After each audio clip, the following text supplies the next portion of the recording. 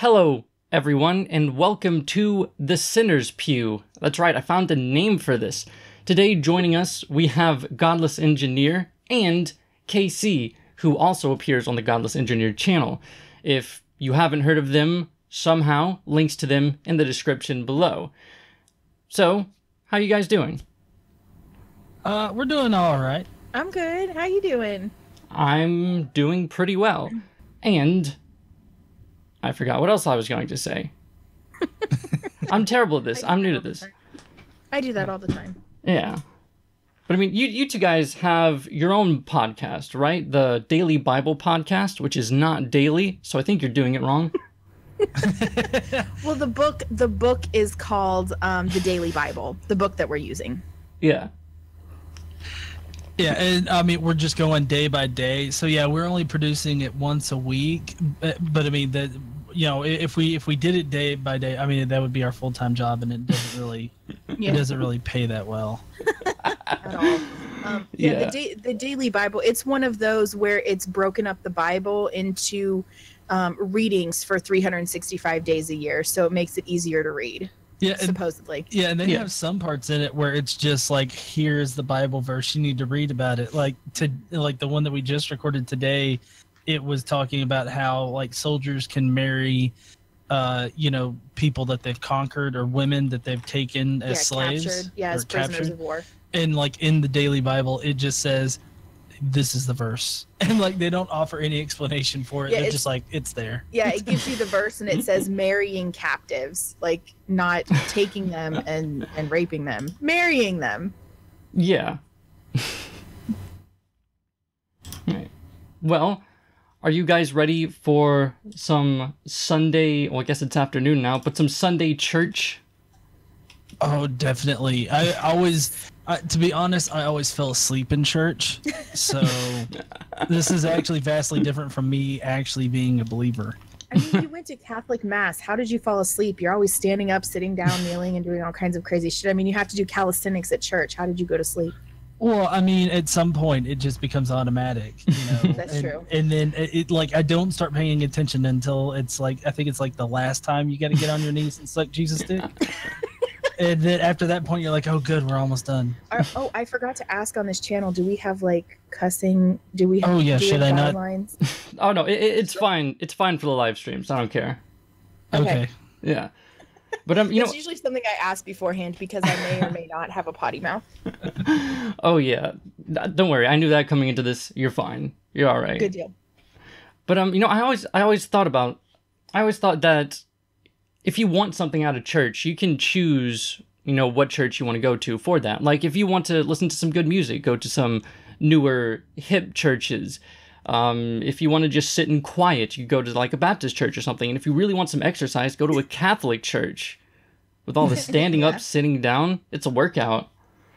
It is. Well, I don't know. There are some Southern churches where, they get up and they do a boogie. Oh, yeah. Baptist church. You say if you want to sit in quiet, go to a Baptist church. But I don't know what Baptist church you've been to, because the Baptist churches in the South, they crazy.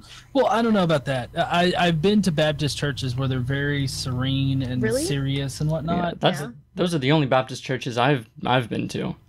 Oh, but there are very specific ones that are very up and flamboyant and like just very dancing and everything like that. And I don't want to point out any certain characteristics of those kind of churches, but everybody knows which ones I'm talking about. Yeah, like the Pentecostal type churches. Oh, well, Pentecostal, Pentecostals are even crazier. Yeah. Than the what do they call it? It's not flamboyant. They have a word for it. Than the more spirited Baptist churches. The Pentecostals, man, those people, even if you don't go as far as the snake handling Pentecostals, regular Pentecostal churches, man, they fall out in the spirit and like speak in tongues, and they're bananas at those places are crazy. Stay away from Pentecostal churches if you want your sanity intact. Yeah, I never went to a Pentecostal church, but I looked up some sermons like a long time ago, and I was like, what the fuck is going on? Yeah, it's crazy. Yeah. But today we have a more modern, more hip church. We're starting like 10 minutes in because he doesn't say anything for 10 minutes. So here we go. So here we go. So this question of atheism versus agnosticism. We talk about what these two terms mean. Most of us have heard these words, and really knowing the difference between the two is important. When we talk about atheism, and this is taken from two words, a, which is a prefix that means without, and theism, which is belief in God. So atheism is literally a lack of belief in God or in supernatural beings. Well, I'm surprised that he actually got it right this time. Yeah, I think that's fair. Yeah, and I mean, you could go into the philosophical distinctions between like the two, because like I know Steve McRae would shit his pants right now. Yeah. But I think in the like how everybody actually uses it, I mean, I think this is a decent definition. Yeah, I mean, I find that pretty much everybody who calls themselves atheists, this is the definition that they use, but it's not the definition that like anyone else uses, especially, you know, churches like this. So I'm really surprised to see that they went with this definition. And agnosticism, yeah, I think it's fair. Yeah, me too. Is similar to it, but a little bit different. Agnosticism is the view that the existence of God is impossible to be known, or it's impossible to be proven. We'll dig into that just a little bit more. The word... Well, this agnosticism could also be you don't claim to know whether or not you think it's possible. So, yeah. Well, so what I think is interesting is because I don't necessarily accept, like when people say I'm agnostic, to me that means nothing, because agnostic can be applied, Gnostic or agnostic can be applied to anything. It only speaks to knowledge, and you have to have something, you have to have a qualifier. Agnostic of what? About what? And so to me, like, agnostic isn't a thing. A lot of people would disagree, and I know people use it colloquially to mean like, I don't know if a God exists or not. And that's fine. I mean, I'm not saying that people can't do that, but to me, that doesn't mean anything. You don't know if a God exists, that's fine. But I think most atheists are agnostic atheists because they don't know. They can't 100% know for certain that a God doesn't that no gods exist, but they don't believe any do. Yeah. So I think that's where most atheists probably sit. Oh yeah. Right. And that you could also call that like negative atheism or weak atheism. But that's a term that's been that has also been used to describe it, weak atheism. Yeah. And then strong atheism would be the Gnostic. And then there's also strong theism, which would be like a Gnostic kind of theism. And I like here how in the top it's a lack of belief, but then down here it talks about knowledge. And it's like they seem to equate beliefs and knowledge, because I mean, but beliefs aren't knowledge. Like knowledge is kind of a different thing than what you believe. Yeah. Yeah. Yeah. And I haven't watched this before, so I don't know if he says you can be that these aren't mutually exclusive. But I do want to say that Gnosticism isn't actually necessarily related to agnosticism. Gnosticism are like early weird forms of Christianity that came before it was like structured and stuff. So like when go ahead. Yeah, so I don't like using the term Gnostic in that way just because of how confusing it is. I agree. I think that Gnostics is a very bad way to reference those kind of sects of Christianity, because the reason why they're called Gnostics is because they proclaim to have special knowledge about like the afterlife and whatnot. So I mean that's why they were originally called the Gnostics. But I agree that that's a very bad term to use for them, because Gnostic just is a knowledge claim. So I think that they're different contexts, but I get wanting to shy away from using it just because of how interchangeable they seem to have become. Yeah, see, I prefer to use Gnostic as far as the opposite of agnostic. I prefer to use it in its actual, how it's defined. But you guys are right. The Gnostic Gospels, the Gnostics, that's what they're called, and I think they're misnamed. Okay. Agnostic essentially means without knowledge. We can't know. We can't know if there is a God. We can't know if there isn't a God. And so we're just really not going to bother knowing because there's really no way to prove it definitively. And while both of these worldviews do not... I think that while you cannot necessarily know for sure that, say, a deistic God exists, I still think that it's fair to believe that he does not exist. Like, Russell's teapot. It's if someone was to assert that there was a teapot floating in space between the Earth and Mars, this isn't how the argument usually goes, but I think that it's far more reasonable to believe that there isn't one than to believe that there is. I think it's fair to say that there is none out there because there's no indication of it. Right. Yeah, and I would say that being a strong atheist on a specific definition of God is totally reasonable, because these definitions of God that we have, we can test, and if they fail those tests, then I mean, for all intents and purposes, they don't exist. And so I think that you can be a strong atheist on specific gods and whatnot, because I mean, most people, like even Christians, are strong atheists on like any other kind of God definition other than, the one that that they particularly believe in. Yeah. I wouldn't describe them as strong atheists, but I'm just saying that they strongly, think that they don't exist, and they actively think that they don't exist. And so it's just, it's kind of that whole we go one God further kind of thing to their own particular definition of God, which fails, any test that we can levy at it. Yeah, I agree. Like, generally speaking, I'm an agnostic atheist, but I am Gnostic on the fact that I'm sure that the Abrahamic God, the God of the Bible, the God that they describe, does not exist. Oh, yeah. Because, yeah, definitely. I can't say for certain that there is no higher powered deity out there. I don't think that there is, because there's no evidence of any, but I can't know it for sure. But I know that the stories that they tell about that guy doesn't exist. Yeah, but do you think that there would be a fair argument that could be made to say that no God exists, no deistic God exists, on the basis that there's no evidence, so it'd be more reasonable to think that there is no deistic God? Well, yeah. Yeah, I mean, I would say that it's a reasonable position to hold. Like to believe that there's not one, I think that that's a reasonable position. But to claim that that there's not one is a totally different claim. And yeah, I get the feeling that this guy doesn't really know the difference between the two, because like Tesla Ranger in the comments pointed out, he's actually describing an apatheist rather than an agnostic. Yeah.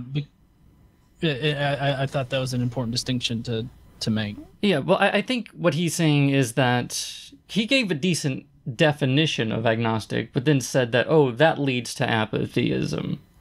Right. Yeah. Most of the time want to be categorized as a religion. Essentially, they do the same thing as a religion, and for many, they function as a religion. Because a religion answers the questions that all of humanity has and provides an answer to that. Questions like, where did we come from? Okay, so... Okay, atheism answers questions. I think he's talking about atheism now. But it answers questions like, where did we come from? They function just like religions, guys. Because they have answers. Well, I think that he's doing a common, like, I guess, creationist or religious thing where they mesh multiple concepts together and claim that it's a worldview or that they all go together. Yeah. Like, normally you see this with young earth creationists when they attack evolution, and they claim that like evolution talks about the Big Bang, or they mix the Big Bang in with evolution. Mm-hmm. But here it seems like he's doing the same thing, except he's meshing atheism and like scientific discovery. Oh yeah. They do that all the time. Yeah, it seems like he's taking where you have Christianity or whatever religion explains these things. He's saying atheism explains these things. And that's not accurate at all. Atheism answers a question. Do you believe in God or not? And so, or do you believe in deities? It doesn't even have to be like the Christian God. Do you believe in supernatural deities? Do you believe in that? Yes or no? That's all atheism is. So it doesn't explain anything else at all. Yeah.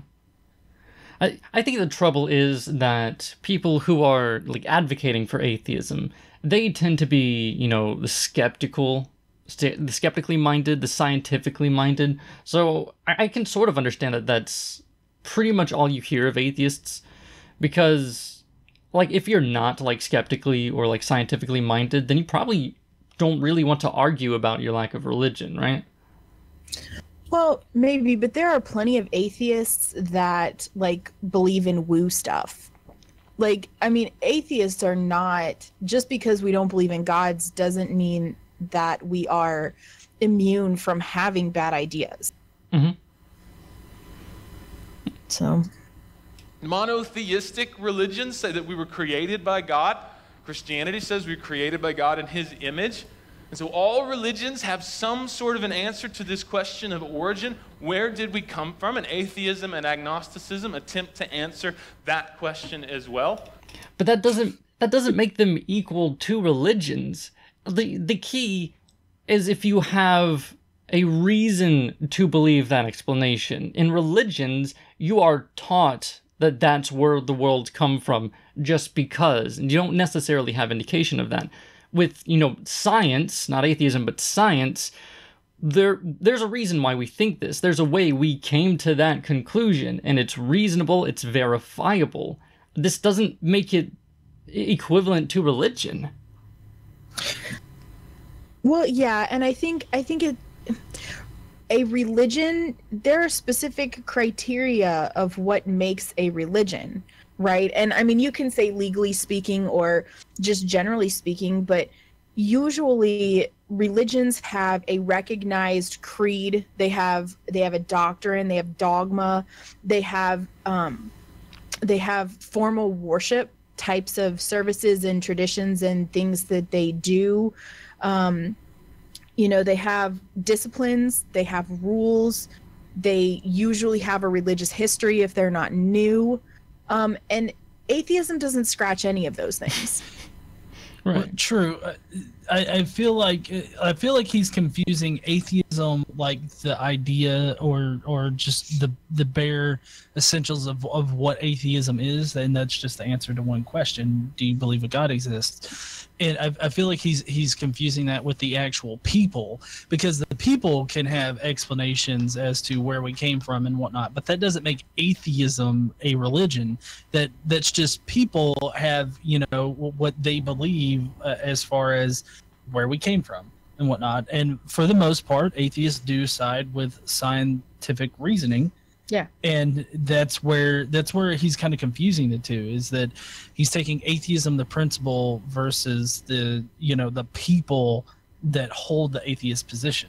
Well, it's just another position. It's a separate position. See, like with religion, so if you say like Catholicism, well, Catholicism is their religion, but it also, through their teachings, answers all of these questions. So our atheism, right? It doesn't do that. It doesn't do that. We don't have like worship leaders. Like, we don't have that. It's just a position. Okay, so everything else that we think and believe and hold to in regards to creation or evolution or any other thing, anything at all, it's a separate position. And religion meshes it all together, and we don't do that. Yeah, but what I'm concerned about, what I think he's going to do, because we're already halfway there, I think he's trying to say that, all of these religions, they try to answer the same questions. So atheism, or whatever he's conflating with atheism, it's just as good as Christianity. So let's see what direction he takes with this. identity. Who are we? As humans, we can look at the created order and we can know that we are different from everything else in the created order. We don't see cows composing symphonies. We don't see frogs doing stand-up comedy, although that would be awesome, but it doesn't happen. And so we can look at ourselves and we can look at humanity and understand there's something distinctly different about us. And every religion attempts to answer that question. Who are we and why are we different? Yeah, anything to add on that?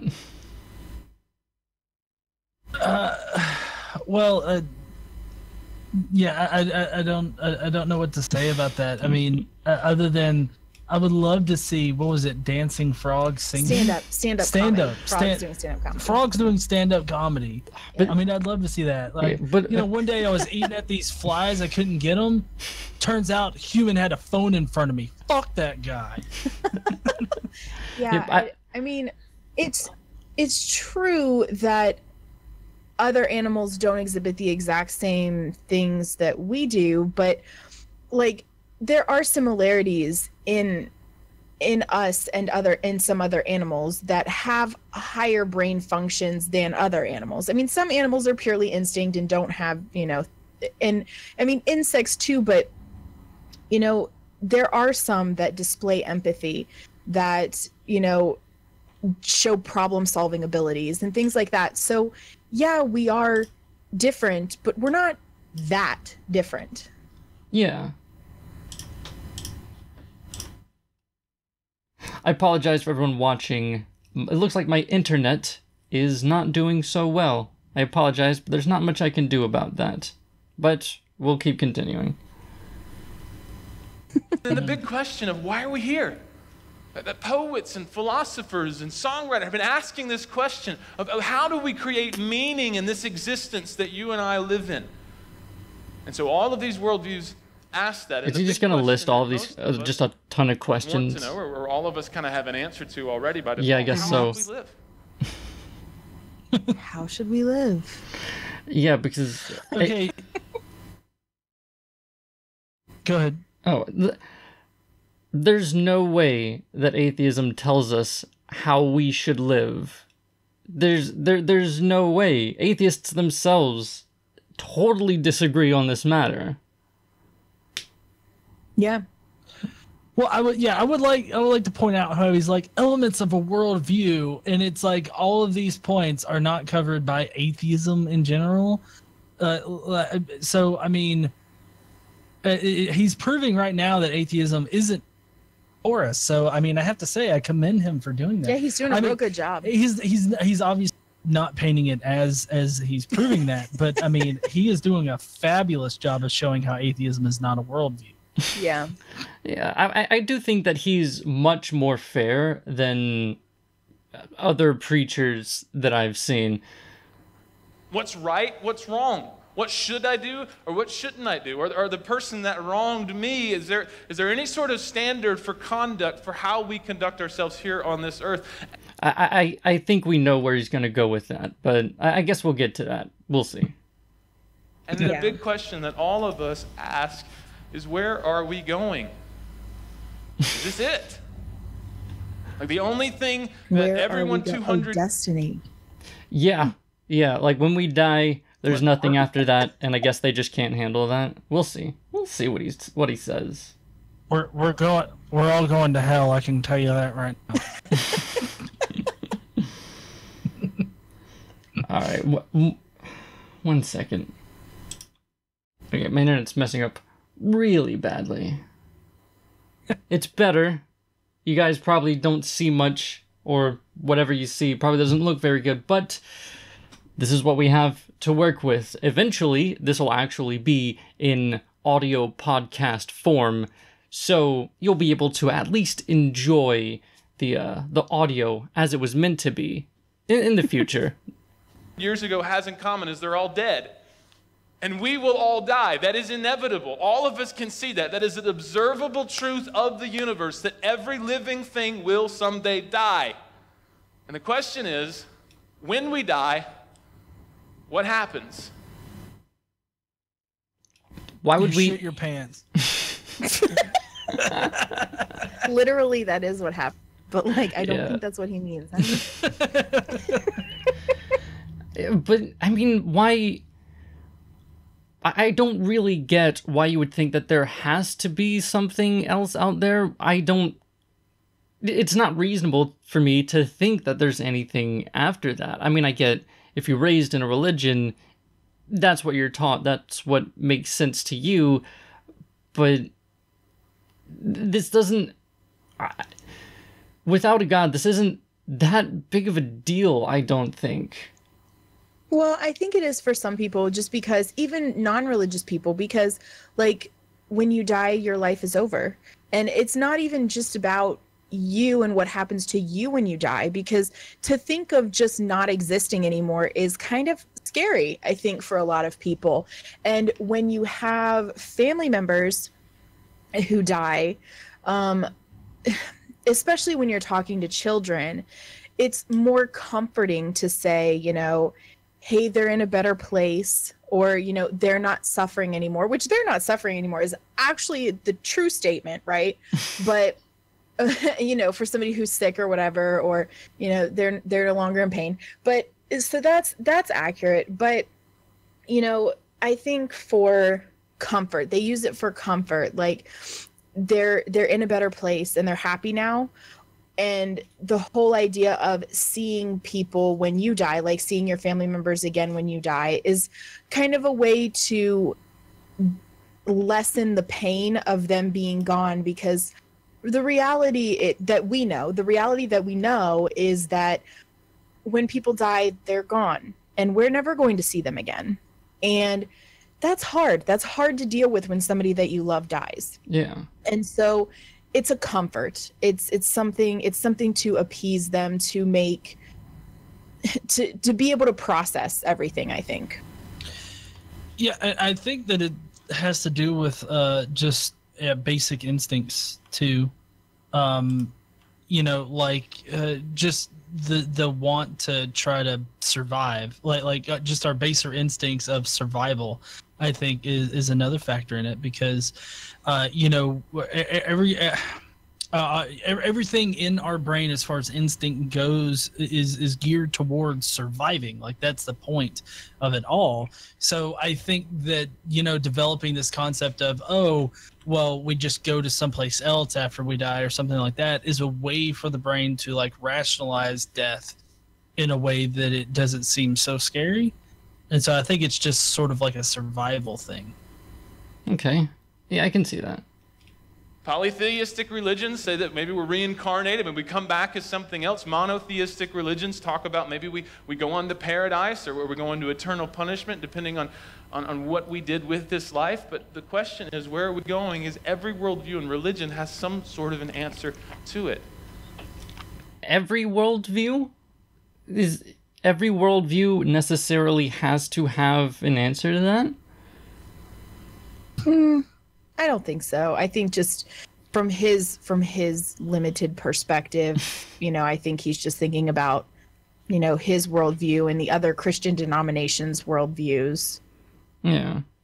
Yeah. Probably. Yeah, I think that he's more or less just comparing like to other comparable religions rather than actual worldviews. Like I think Christianity has its own kind of worldview associated with it, but I mean, I don't think that's a necessary necessity of a worldview. Like for it to be a worldview, it doesn't have to answer these certain questions. It's just, you know.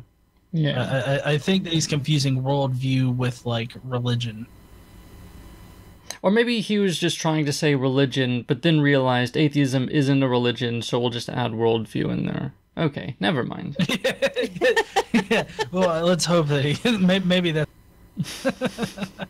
And so here's what we're going to do with the atheist worldview is we're going to go through and we're going to try to see the answers to these questions as much as we know how. Ooh. From quotes from atheists.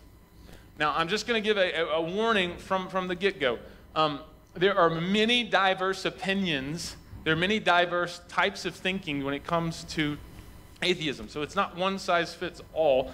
But in the same sense, there are very, very outspoken atheist thinkers that many people accept as being a good spokesperson for the movement in general. So just a warning, if you're an atheist... Okay, so that's kind of what I thought. And like I said, this guy seems much fairer than some other preachers actually saying, like, oh, well, yeah. Sorry. Well, yeah, but I mean, I don't know. I don't accept the whole idea that there are outspoken atheists who represent the movement. Like, sure, there are outspoken atheists, but like, none of them speak for me. Not a single one of them. There is not a single one that I agree with everything, and they don't speak for me. So, I mean, I don't know.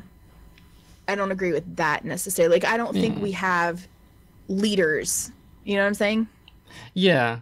But I was under the impression that what he was getting at is that within those sorts of outspoken people, there are lots of things that they have in common, especially their ideas of, like, science and all of that sort of stuff.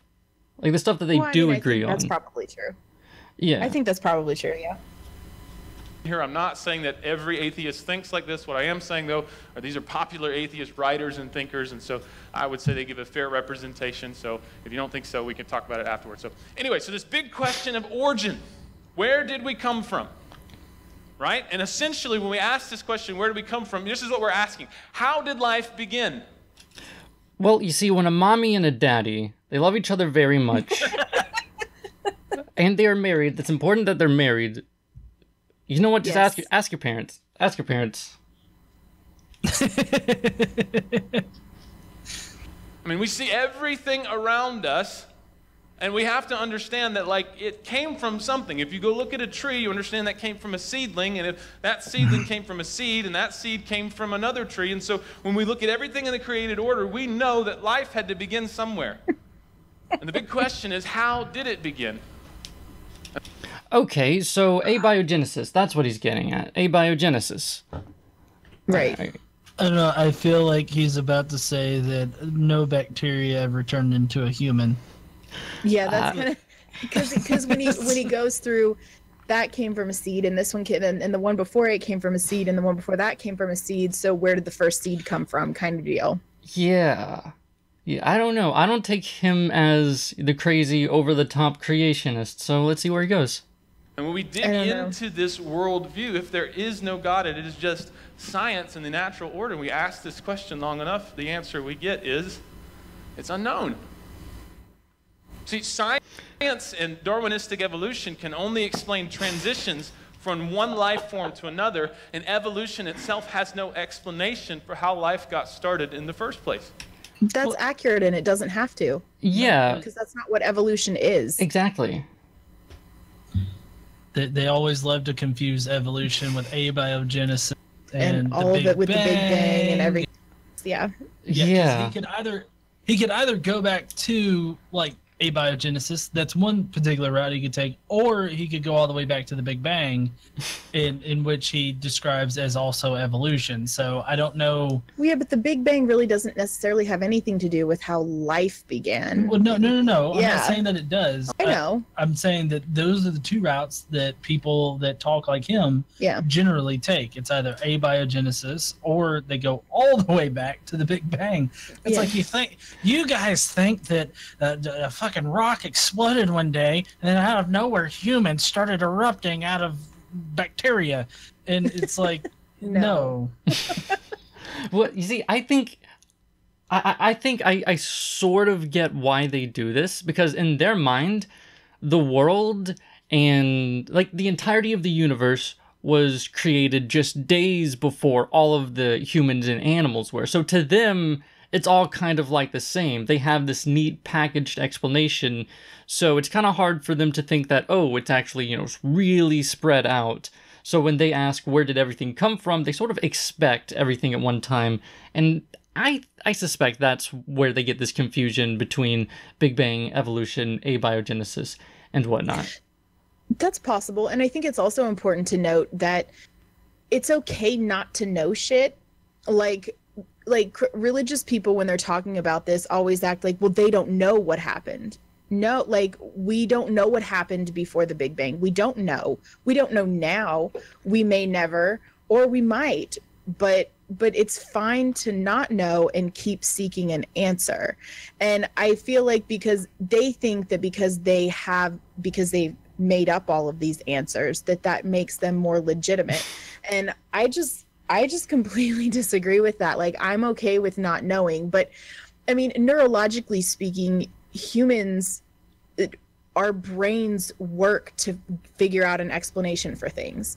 So that's why we have gods and religions and things like that, because it was early humans trying to figure out what caused things that they could not explain. They didn't understand.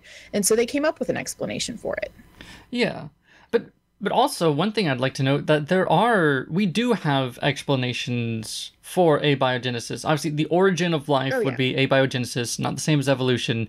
And we do have explanations or hypotheses for how abiogenesis could have happened. And as far as we can see, they are definitely possible. And with experiments in the vein of the Miller-Urey experiment, we see that it definitely is possible for inorganic matter to form organic matter and then to form like proto-life.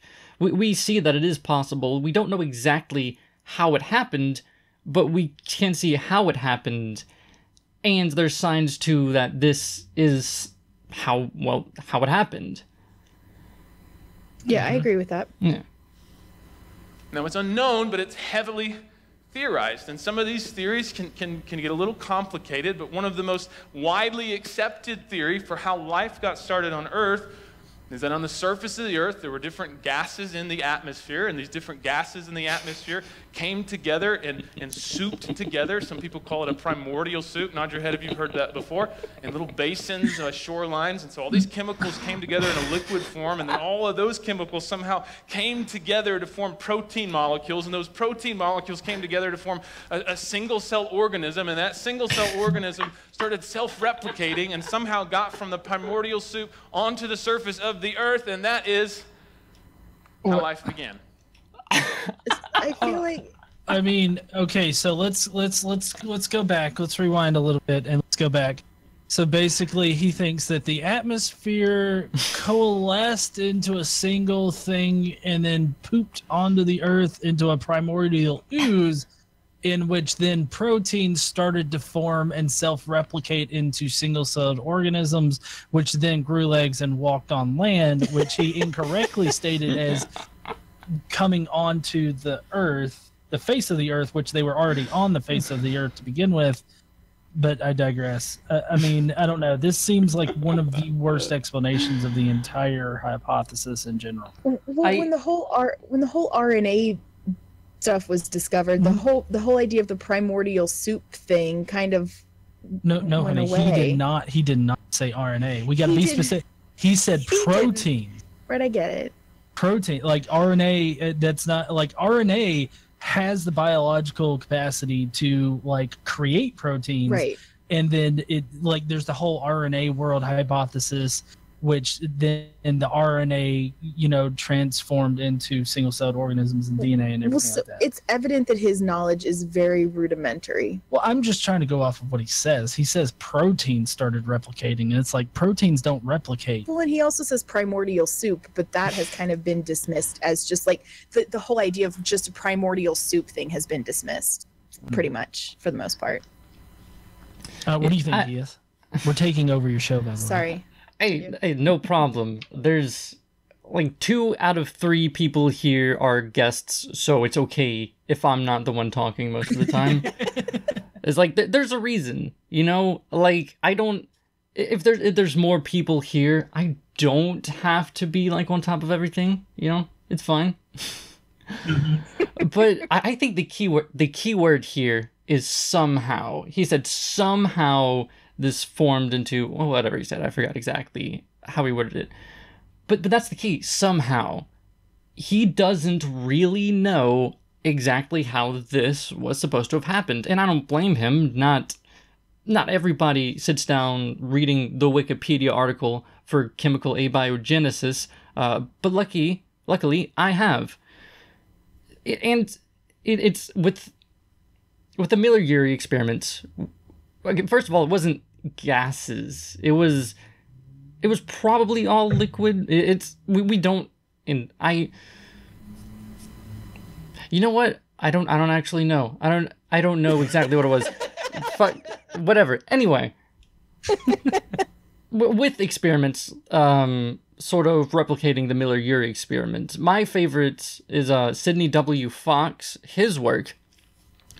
He, using his calculations of what was supposed to be in the early Earth, he performed a variation of the Miller-Urey experiment in which he actually formed what he called proto-proteins.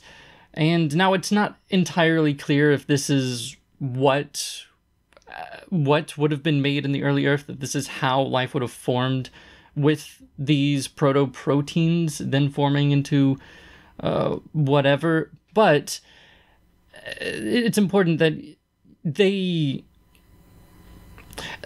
things really did give lots of signs of sort of early proto-life, the precursors to life. We have seen these things, and again, there are loads of hypotheses, but Sidney W. Fox, again, I believe it was a book that he claimed that he wrote, a scientific book, but a book where he claimed that he actually also created what he called microspheres, which were sort of proto-cells. They're these little balls that would form, I believe, made of proteins, and that they would replicate using binary fission. Now, they didn't have any sort of DNA, RNA, any sort of information inside of it, but there are these just shells, I think, that would replicate with binary fission. And his hypothesis was that these sort of proto-proteins could evolve into something akin to RNA, and then eventually something akin to DNA. Somehow those got into sort of proto-cells like these to become the first cells. And that's and that was from a long time ago, so I don't know how many problems there are with that hypothesis, but we do understand the basics of how this sort of thing could work, and it's very plausible. Well, yeah, and here's what's important is that we're continually studying this kind of stuff, and we're continually learning as like a species. Like, I don't study this, but like we're we're continually learning new things, and so we get a little closer to knowing for sure all the time. And I think that's what's important. And I think that's one thing that separates the scientific community from the religious one, is that they're fine with sitting on their explanations despite all of the problems with those explanations. And science really isn't. Yeah. It's also much more complicated. Like the idea of how, sort of amino acids turned into this proto whatever, and then turned into proto something else, and then proto something else, and then it was really long, complex, until eventually we had fish that crawled onto land. And that's very far off from the beginning of life. And it's also, I think it's kind of difficult for them to either comprehend that or to accept that. Maybe they think that's ridiculous. I don't really know, but they don't. But like people like this guy don't seem to have that grasp.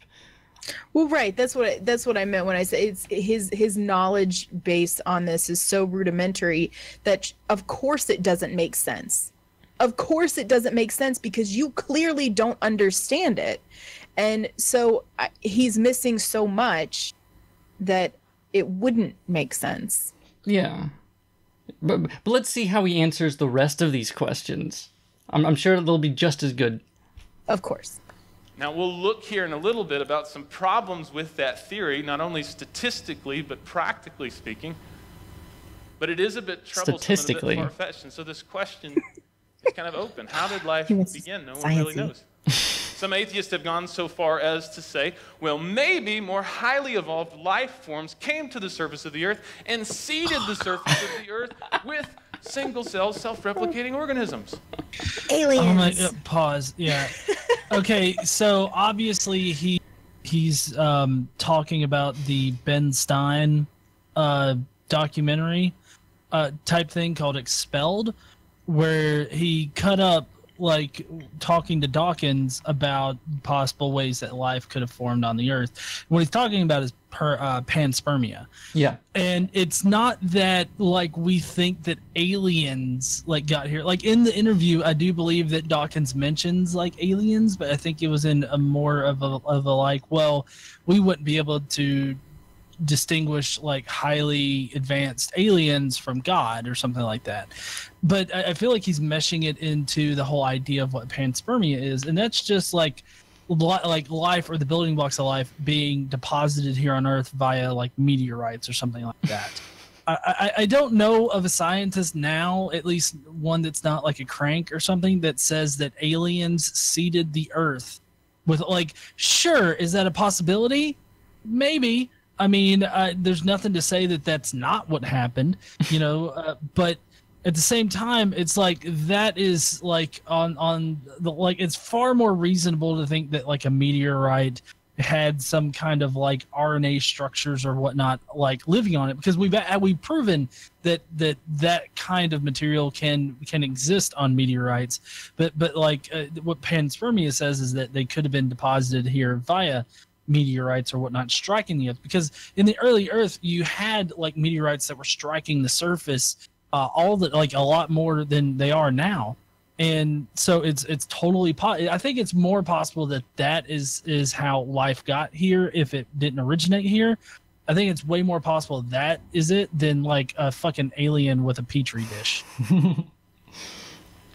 Yeah, but the way that he's describing this, it really reminds me of that whole "you believe nothing exploded to become everything," that sort of misunderstanding of science and then posing it in a ridiculous way. Of course, you know, the Christian audience who may not know any better, of course they're going to think, oh yeah, that's ridiculous. But if you do come in contact with an atheist that is scientifically minded, first off, contact your local nun. That may be an issue, but they're not going to be convinced by this sort of thing. No, they're not going to be convinced by this kind of thing. And I think it's funny how, like, I mean, there's so much material out there which they could go and search and actually try to understand, like, the scientific hypotheses and everything. But it's like they're willfully not doing that. Yeah. Aliens, but okay. So that is a theory for how it happened. What's interesting is that question is really it's unknown. not. How did life begin? It's unknown. That leads us kind of the next question, identity. Who are we? So he said it's unknown. I wonder if that's going to become a theme here now. As humans, how do we stand apart from the rest of the created order? And this is what atheistic thought says. Humanity is simply the most highly evolved inhabitant of the Earth's ecosystem. So I have a question. He asks, how do we know, or what makes us stand apart from the entire rest of the ecosystem? Why do we have to stand apart from it? We are a part of it. So I don't understand why why they think we're so special. I think why do we have to stand separately?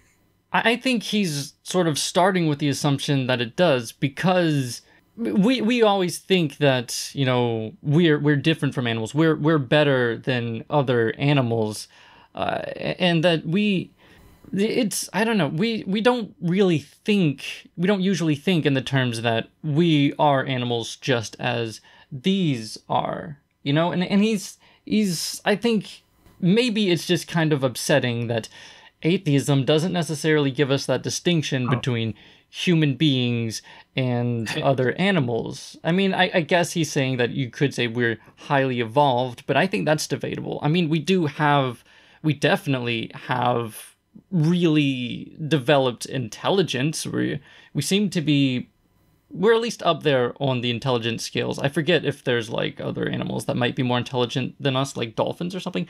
But hey Heath. yes. Oh wait, sorry. The stream was offline for a second. Yeah, It was popping back and forth, and then it was just off for a little while. So yeah, sorry to interrupt you. Yeah, there's not much I can do about that. I am recording the audio, so as a podcast, this will be fine, but gotcha. There's not much I can do about the internet issues. Sorry for everybody watching the live stream that probably can't hear me right now. It looks like it's back on now. Yeah, it's on and off. It was doing fine. It was doing fine for a little while, and then it went off, right back on. And then it went off for a little while. So yeah, well, there it goes again. I see. Yeah. The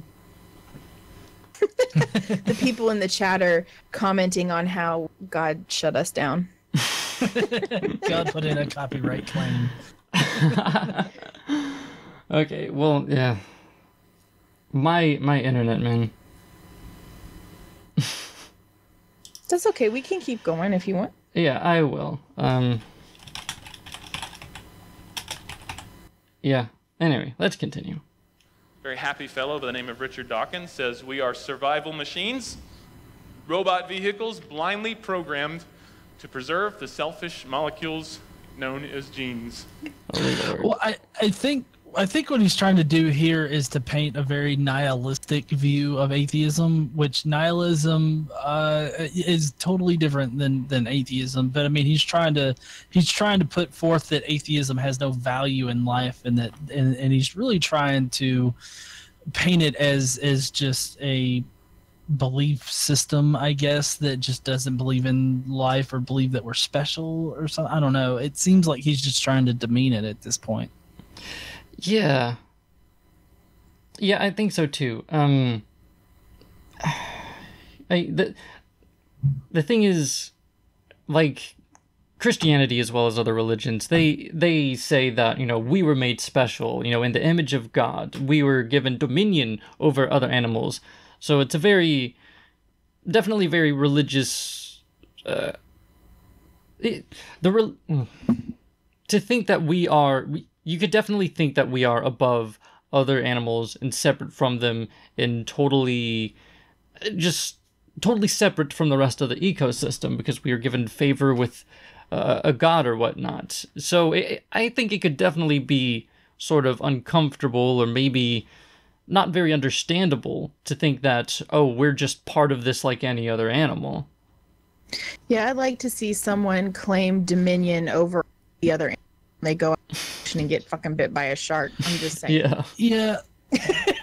And I mean, this is a ploy at the fact that, like, Christianity in particular makes you feel set apart and special because we're specially created by God. But yet, I mean, it's really hard to believe that we're specially created by God when, like, our biological, like how things evolved and how similar we are to other apes and whatnot just seems to be, to the contrary of that whole notion. So, oh yeah, yeah.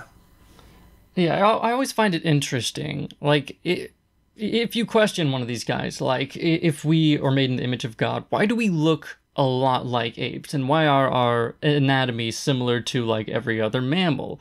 And they'll just really, it's really funny to try to see them like defend that and see what keeps us separate from other apes. Well, I mean, to be fair, in their worldview, all the animals were created by God. Yeah. I'm just saying. Yeah. Yeah, and I also, the whole explanation of, well, God just sort of copy pasted the code over, and that's why we look similar to the other apes. Like, I love it when they use that kind of explanation. Yeah, I love the explanation. Like, his design was already perfect, so we just used it again. Yeah, but it's not. But let's continue. So how are we different? We're more highly evolved. Nothing special. It leads us to the question of why are we here? I guess that leads us to that question. But if not on anybody else's logic train. But what makes us special? Like he just said, if we're highly evolved, that would make us special in some way. You know, we have the intelligence and the ability to communicate like no other creature has. Surely that makes us special a little bit. I feel like he's just kind of downplaying that. I think he's special.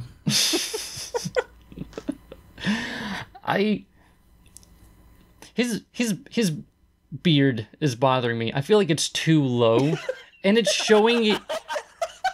It's really showing his shiny cheeks, just really leaving room for that. Is that that's bothering me? Is it bothering anyone else? No. No, but I respect that his beard bothers you. It was just random. I expect you to say some. I mean, I don't know what I expect you to say. Anything, but like his beard really bothers me. It's like, I don't know. It's really low. Whatever. Okay, fine. People have been asking this for generations upon generations upon generations. This keeps almost everyone up at night staring at the ceiling. Why am I here? What is the purpose of me being here? And Dawkins would go on to say something like this. In a universe of blind physical forces and genetic replication, some people are going to get hurt, other people are going to get lucky, and you won't find any rhyme or reason to it, nor any justice. Nothing but blind, pitiless indifference. DNA neither knows nor cares. DNA just is, and we dance to its music. We heard this quote in the last episode of the Back Pew. No, Sinner's Pew. I was planning on calling it the Back Pew for a long time. It's really gonna hard to get that out of my head. But is this just gonna be all Dawkins quotes? Just Dawkins says this, Dawkins says that. Well, yeah, but I mean, to be fair, DNA doesn't care. Like, but that doesn't mean that people don't. Like, I mean, it doesn't mean that atheists don't give a shit about shit. It just means that, like, no, DNA does not have empathy. Well, yeah, but like, I mean, I feel like Dawkins right here, what he's saying is basically reality don't give a shit about you. Like, I mean, that's what I take away from what he's saying here, because I mean, he's saying DNA just is, and it like nature is nothing but blind, pitiless indifference, and nature is indifferent. Yeah, nature is indifferent to us. I mean, if you go out into the middle of the ocean, like KC was saying earlier, you're gonna get your ass bit by a shark, and you know, or any other bit of marine life that will kill you, because nature doesn't care. I mean, you're not in the environment that you're evolved to live in. So, I mean, I don't see why nature being indifferent to human life is some kind of argument against, like, the value of atheism, or to represent how atheists value life. I think that, like, while this quote is, like, I completely agree with this, you know, what he's saying is true, but I think this is cherry-picked in the way that he found a really harsh way of putting it, and you know, to present that in front of an audience of Christians who obviously don't think that this is the case, that they have a purpose, they were given a purpose, and then to have this, which is true, but put it in a relatively harsh way, it's kind of difficult for them to swallow. I think that it is a little bit of like emotional manipulation, sort of. Mm-hmm. I would agree. Yeah. It's the question of why are we here? We're here to survive. We're here to pass on our DNA to another generation. We're here for no other reason than survival. Well, yeah, from an evolutionary perspective, pretty much. I mean, if you feel like you have more purpose or meaning than that, then, well, you very well do, but that's not like your evolutionary purpose. That's like your social purpose or emotional purpose. Well, yeah, I agree with you from an evolutionary perspective, right? But I mean, I think people find their own meaning in life. I don't need an engineer. I was reading a name on the screen. You heard her. She doesn't need an engineer. What does that tell you? Well, I was looking at the screen and it's got the Discord pulled up and there's somebody with anyway. I don't need like a religion or a god or anything like that to tell me what my purpose should be. I find my own purpose. And I think that's pretty much what most of us do. Yeah, and what he's sort of saying is that you don't really get this out of evolution, out of science. And I don't suspect that he will say, like, oh, you can give yourself your own meaning. The fact that the answer isn't that easy, I don't know. Honestly, I don't really know what he's trying to get out of this. Because, like, even if that's true, like, that doesn't mean that atheism is unreasonable or that there has to be a God. Because even if, things suck, they just suck. I agree. They do just suck. Yeah. But, yeah. So then the question from all of that of how should we live? Now, what's interesting about this, if we don't know how we got here, if there's nothing really special about us, and if life really has no meaning other than survival, then it would be safe to assume that how should we live, the answer to that would be any way we want, correct? Well, What's interesting... No, that's not the logical. That's a non sequitur, because it doesn't, like, the second part doesn't follow from the first part. You're just connecting the two because it works for your argument here. That's all. Atheists do have their own, I guess, morality, like, individually, but that's the same thing for everybody. Everybody has their own individual kind of morality that they set for themselves. That's why people have the different moral codes that they do. So, even in Christianity, you have different moral codes. What one denomination feels is moral, another denomination feels is immoral. So, just because you have some kind of authority telling you what is and is not moral doesn't mean that, that is the correct morality or anything like that. And it also doesn't mean that those without that authority just think that everything's free reign, Yeah. I also think that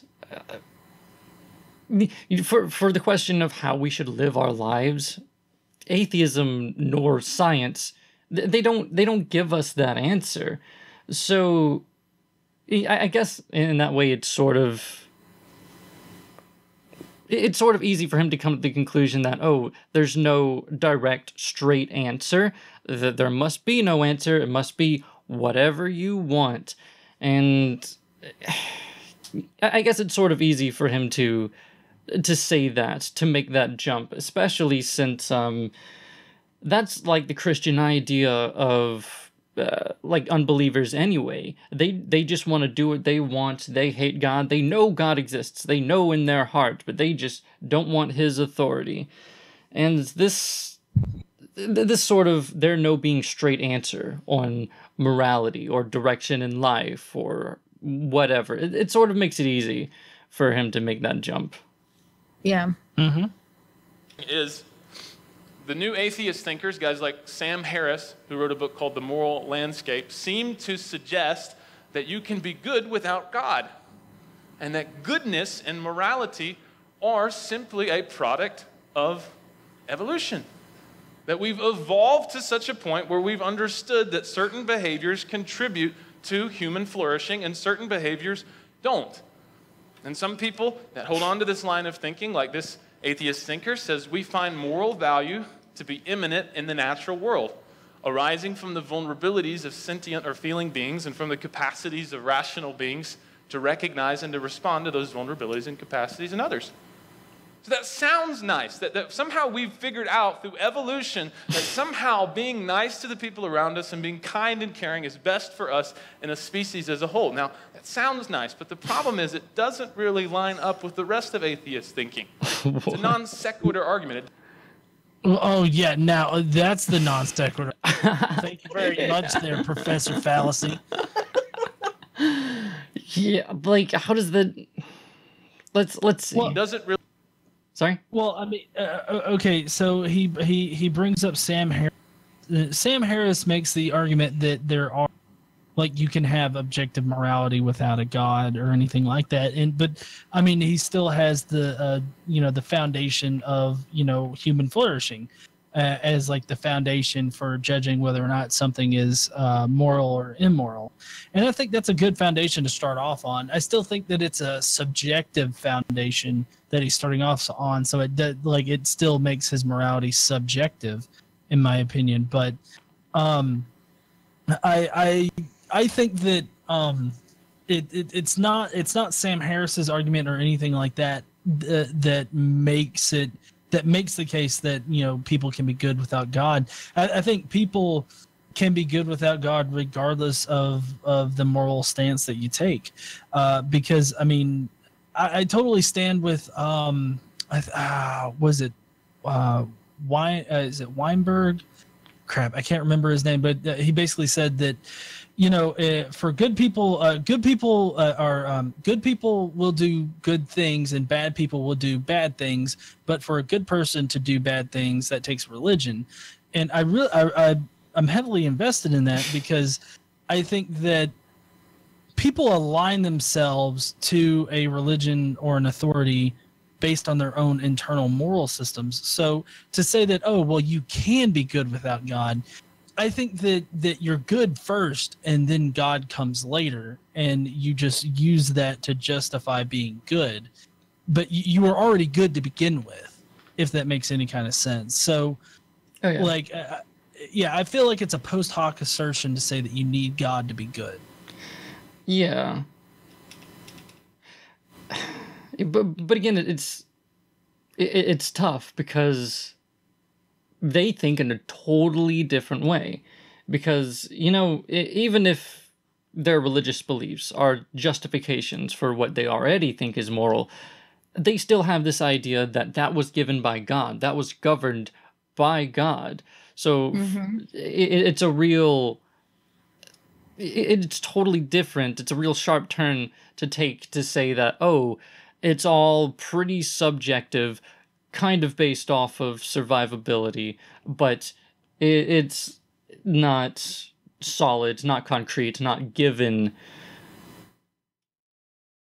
Well, I mean, it's solid and concrete and given in their worldview. Yeah. Yeah.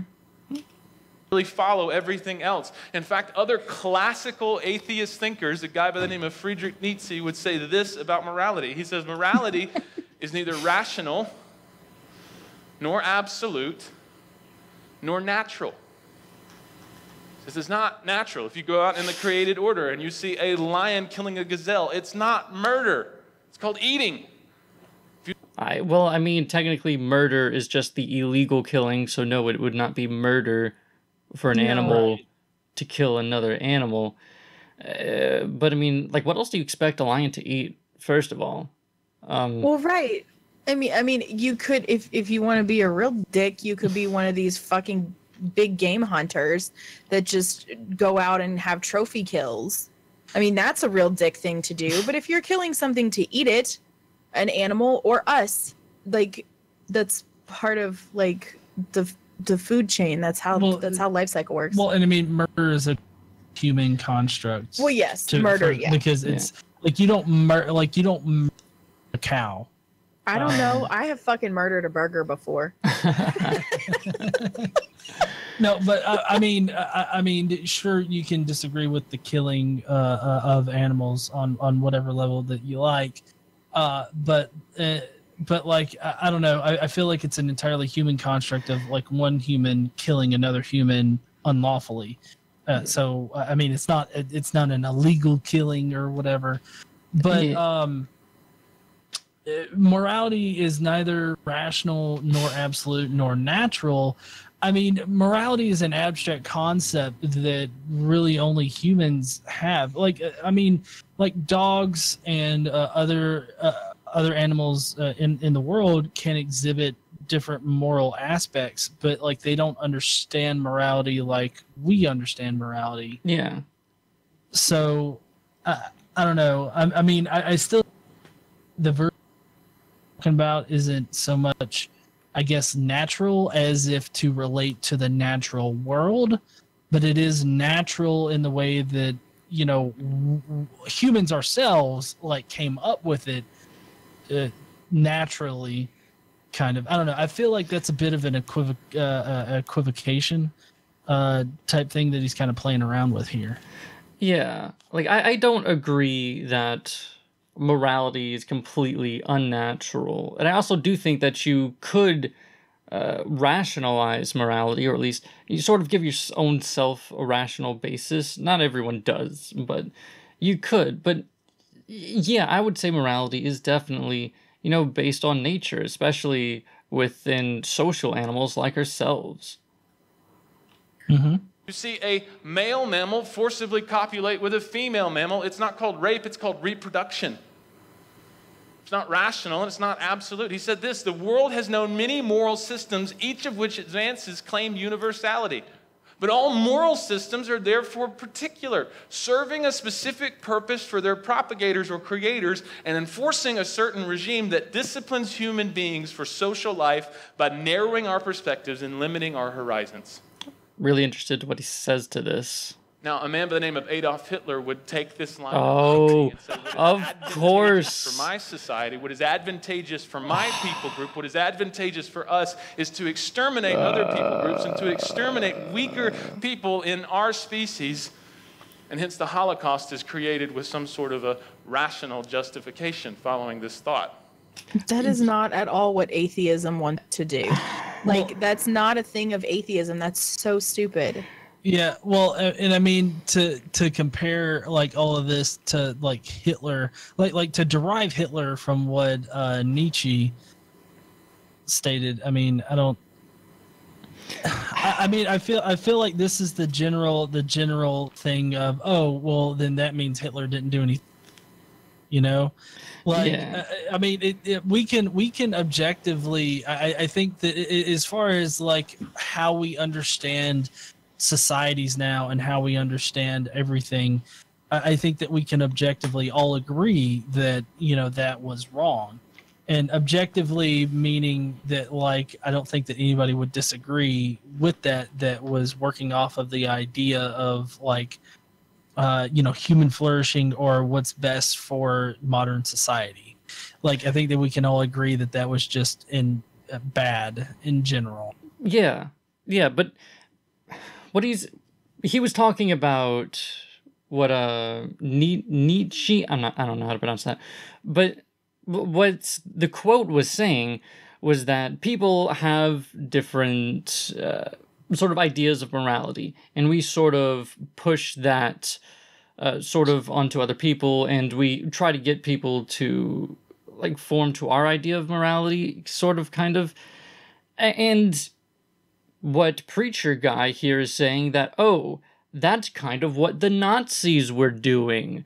That can't be wrong, because then there would be Nazis. But the thing is, there were Nazis. There were people who think this way. You gave us a perfect example of how this actually does happen, and we've seen this before on a pretty large scale. Yeah, it's terrible, and we definitely want to avoid that sort of thing because of the morality that everyone else has. But yeah, this is a sort of consequence of this. I feel like he's arguing from consequence there, because, oh, I guess atheists have Nazis. Yeah. Well, that and I go ahead, hon. Well, I'm sure there probably were Nazis who were atheists. Like, there were also Nazis who were religious. Like, this is completely aside from your chosen religion or lack thereof. Yeah, but I think the argument is that Christianity, or I guess his idea of the right Christianity, would give you a set of morals that you should follow, whereas anything outside of that is going without your idea of morality from your religion. But that in itself really proves the point that different people have different sets of morality, and we all want everyone to agree with us, but it's all totally different. I don't. You sound so disgusted. I'm just disappointed. I don't get how they can't see that. They say, oh, if this is how it is, then I guess Nazis would have happened because they were doing it in accordance to what you're saying. Yes, that's exactly what happened. But, well, I mean, they say stuff like that because they need to demonize people who don't adhere to their religion. It doesn't fit their narrative. Yeah. And they want people to be like, what's the scariest fucking thing you can think of? A Nazi? Okay, well, let's call this group of people over here Nazis and say that the reason that they killed millions of people is because they lacked religion. Like, I mean, it's their narrative. That's all it is. I don't think the argument was necessarily a lack of religion caused Nazism. It's that subjective morality caused Nazism. And as atheists, we can't say it was wrong or anything like that. But I think that the core of relative morality or subjective morality would lend to being able to say, well, no, they're wrong because of these reasons. And I mean, of course, those reasons are based on our subjective view of morality, but I would think that our subjective view of morality can compete with other subjective views of morality and see which ones have the best morality, you know? Yeah, I see. But okay, let's see where else he goes with this. We ask the question, where are we going? We all know people will die. We all know all of us will die. So the question is there something after this? Where are we going when we die? And the answer, according to Australian atheist Keith Cornish, is the simple fact is that all life forms end in death, and the elements of which they are composed return to the air and the earth to be taken up and recycled in some new organism. What happens when we die? Nothing. I would agree. Yeah, I mean, of course, there's other than the shitting your definitely happens when you die. But I mean, but in this respect that he's talking about right here, I mean, Christians decompose just like non-Christians decompose. I don't understand the distinction he's making. Well, what he's going to go on to say most likely is that what comes after? Nothing. For atheists, nothing comes after. And so we're just gone. And like, how awful is that to believe? You know, like, we've got to have something. There's some reward for being a good person, because if there's no reward for being a good person, then why would you be a good person? I feel like that's kind of like the line that he's going to roll down here in a minute. Yeah, let's. I agree, but let's see. We're worm food. That's about it. Now, if this seems a little dark and we would ask the question, why would someone get to this, or why would someone fall into this? We'll answer that here in a second, but let's talk about the agnostic worldview. Oh, well, I guess he'll get to it in a second, but like, how would somebody get to this or fall into this if we have no other reason to think that anything else is after death? It wouldn't make sense to... there's no reason to think of anything else, I don't think. Well, right. And I mean, he says it's kind of dark, but like, it's just reality. I mean, not everything has fucking sun shining out of its ass.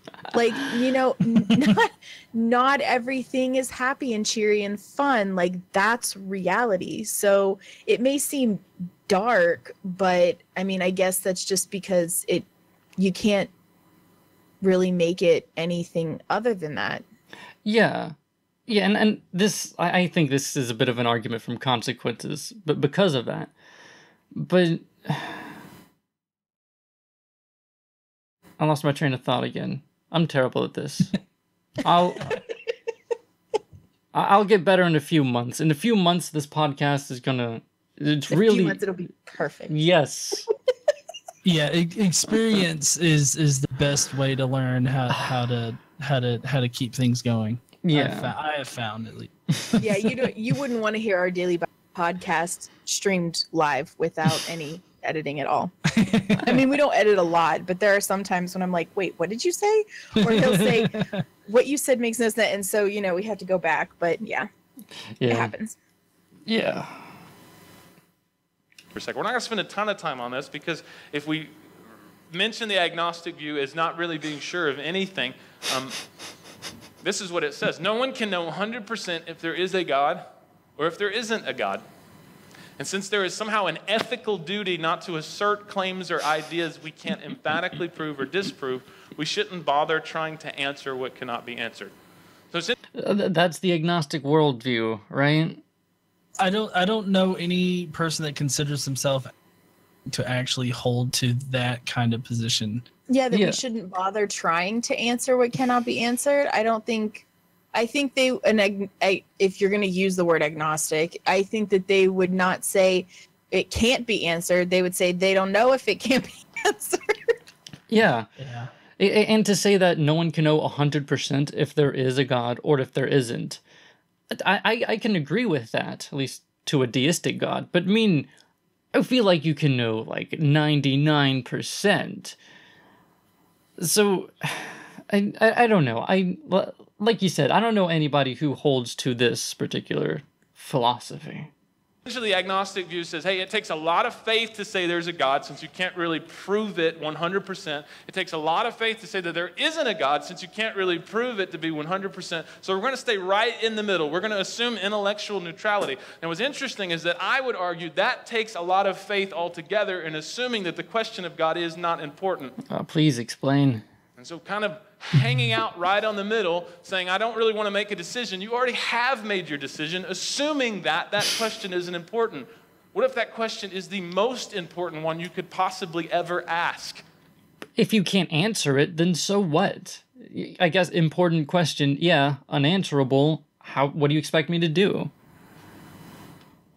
Because the implications are serious for every way you live. So why does someone become an atheist or an agnostic? Do they arrive at it honestly? And I would answer, yeah. They would arrive at it honestly. Wouldn't simply be one day shaking their fist at God and say, now I'm an atheist. Many people become an atheist and agnostic for intellectual reasons. Like, I'm proud right now. I'm glad that there's a Christian out there that gets it, that understands at least a little bit just the basics of what some atheists think. Like I said, he's a lot more fair than a lot of other preachers that I've seen. Mm-hmm. Yeah. Many people say that there's a belief in all of life is solely material. There's no supernatural. There are no angels or demons or God, or there's no fairies or pixie dust or no tooth fairy or the Easter bunny. There's none of that. The only thing there is the natural world. Science and matter.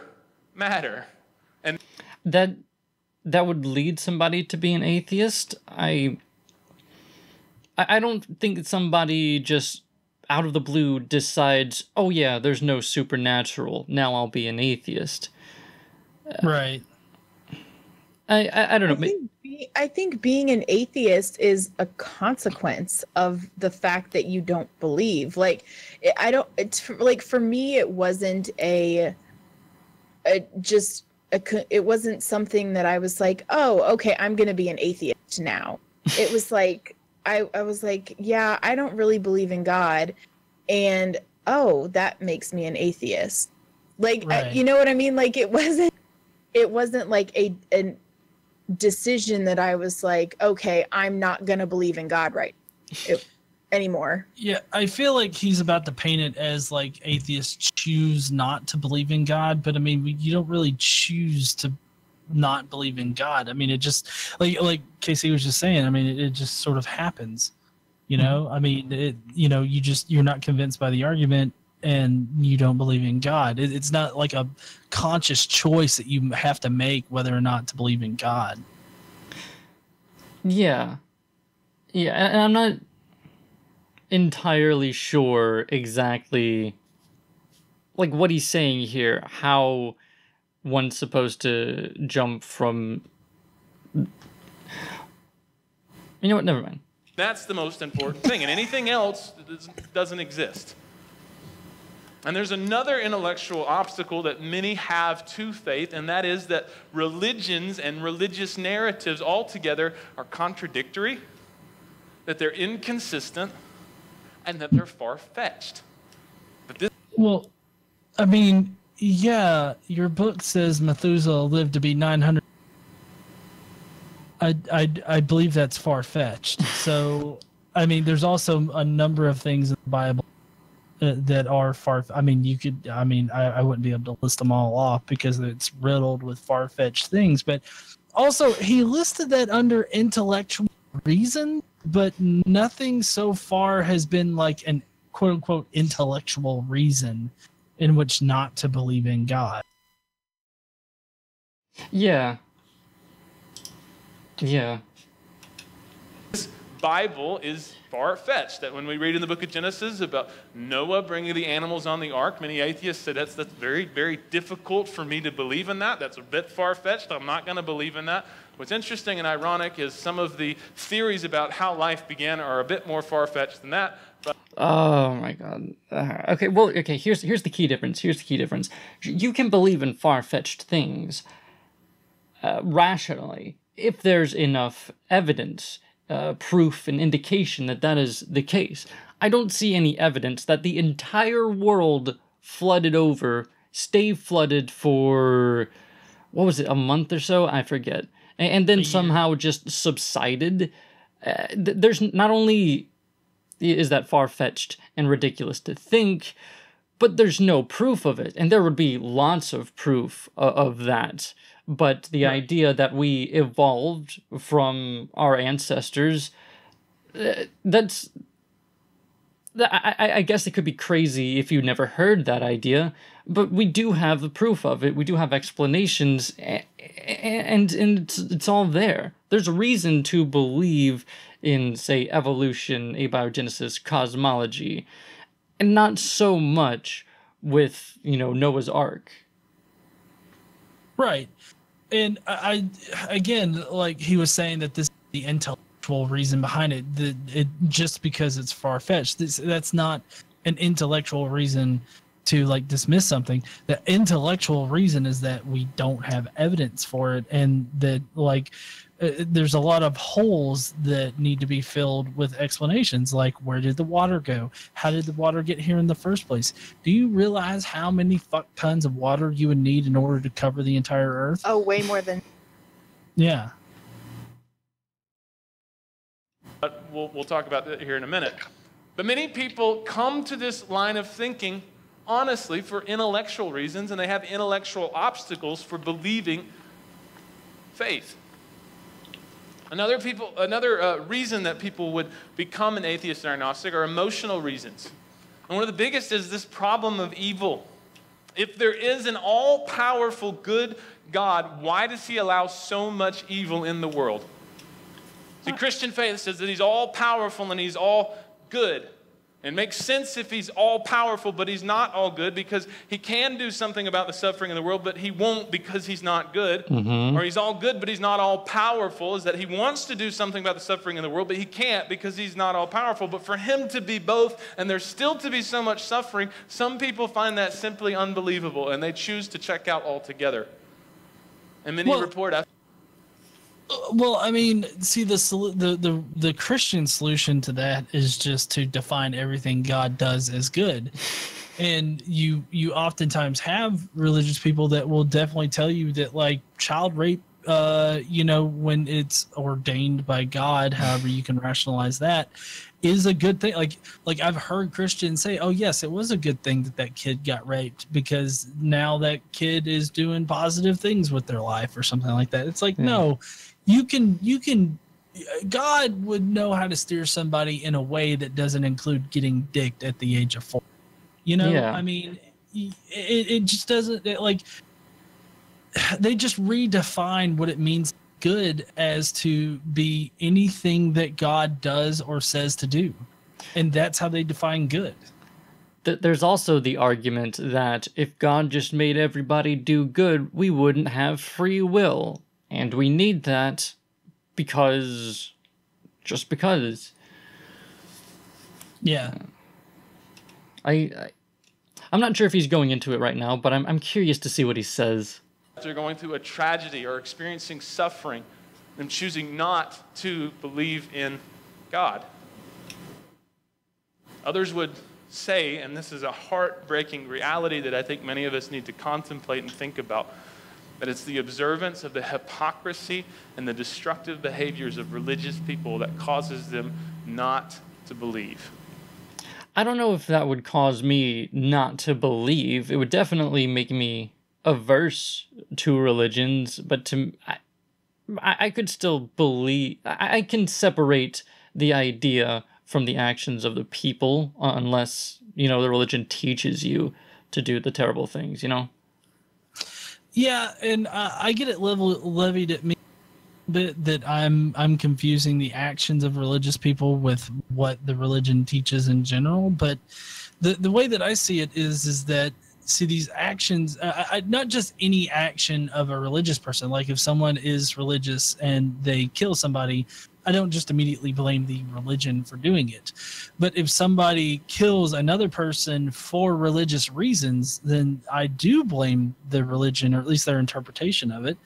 And so, like, when that particular thing happens, it just shows to me that the power that religion has over people, it allows them to do bad things and do it with a clear conscience. Like they think that it's a good thing to bully a kid into suicide because they're gay or something like that. Like they feel like bullying them just because they're different is a way to get them to turn back to Christ or something like that. However you want to interpret the Christian religion, they're doing it in order to get that person to not be gay anymore, which gay is not a bad thing to be. I mean, it's a natural thing to be. And so there's absolutely nothing wrong with it, but they use these religious reasons to treat people horribly when, they will readily make excuses for people. Like for the pastor that fucks the 16-year-old students in their classes or something like that, they'll be like, oh, well, he repented and he's taking it up with God, so he's fine. Yeah. This reverence that we show to religion, I think, is a major problem. And it's because of the fact that we think that religion gives people these good moral values and it makes them good people. That's the problem. And that is something that the religion teaches. The religion teaches that you need God in order to know what's good and bad, or that God has written the morality on all of this. And these kind of things just don't match up with what we actually experience in reality. Oh yeah. They see somebody claiming a faith that has changed their life from the inside out. Yeah, Jesus saved me, bless God. Those are the same people that are the most rude, the most selfish, the most nasty people to hang around and be around. Those are people in their family that are constantly judging them and constantly deriding them and cutting them down and making them feel this big. And they say, if that's how you're going to be, I don't want to be anything like you. So I'm going to push away from the table and check out because I don't want to believe what you believe because look what it's turned you into. So the rude Christian is why some people become atheists. Not because of some of the actual terrible things that religion teaches, like you said, but, you guys are being rude. I don't know. I mean, I still think that has nothing to do with it. Like, sure, you can think that a certain group of people are rude or mean or whatever you want to say, but that just means you can just not have anything to do with them. You know what I mean? Like, that just means I don't want to be friends with you. Not Christians in general, just like if you're a particularly awful, group of people at this one church or whatever, I don't really want to be part of this anymore. That doesn't necessarily mean you have to be an atheist. That's not the only answer. Yeah, and I mean, I think that there would be a hell of a lot more atheists out there if this was actually a reason, because like everybody could just point to like Steven Anderson and how horrible he is, and then it's like half the country's now atheist.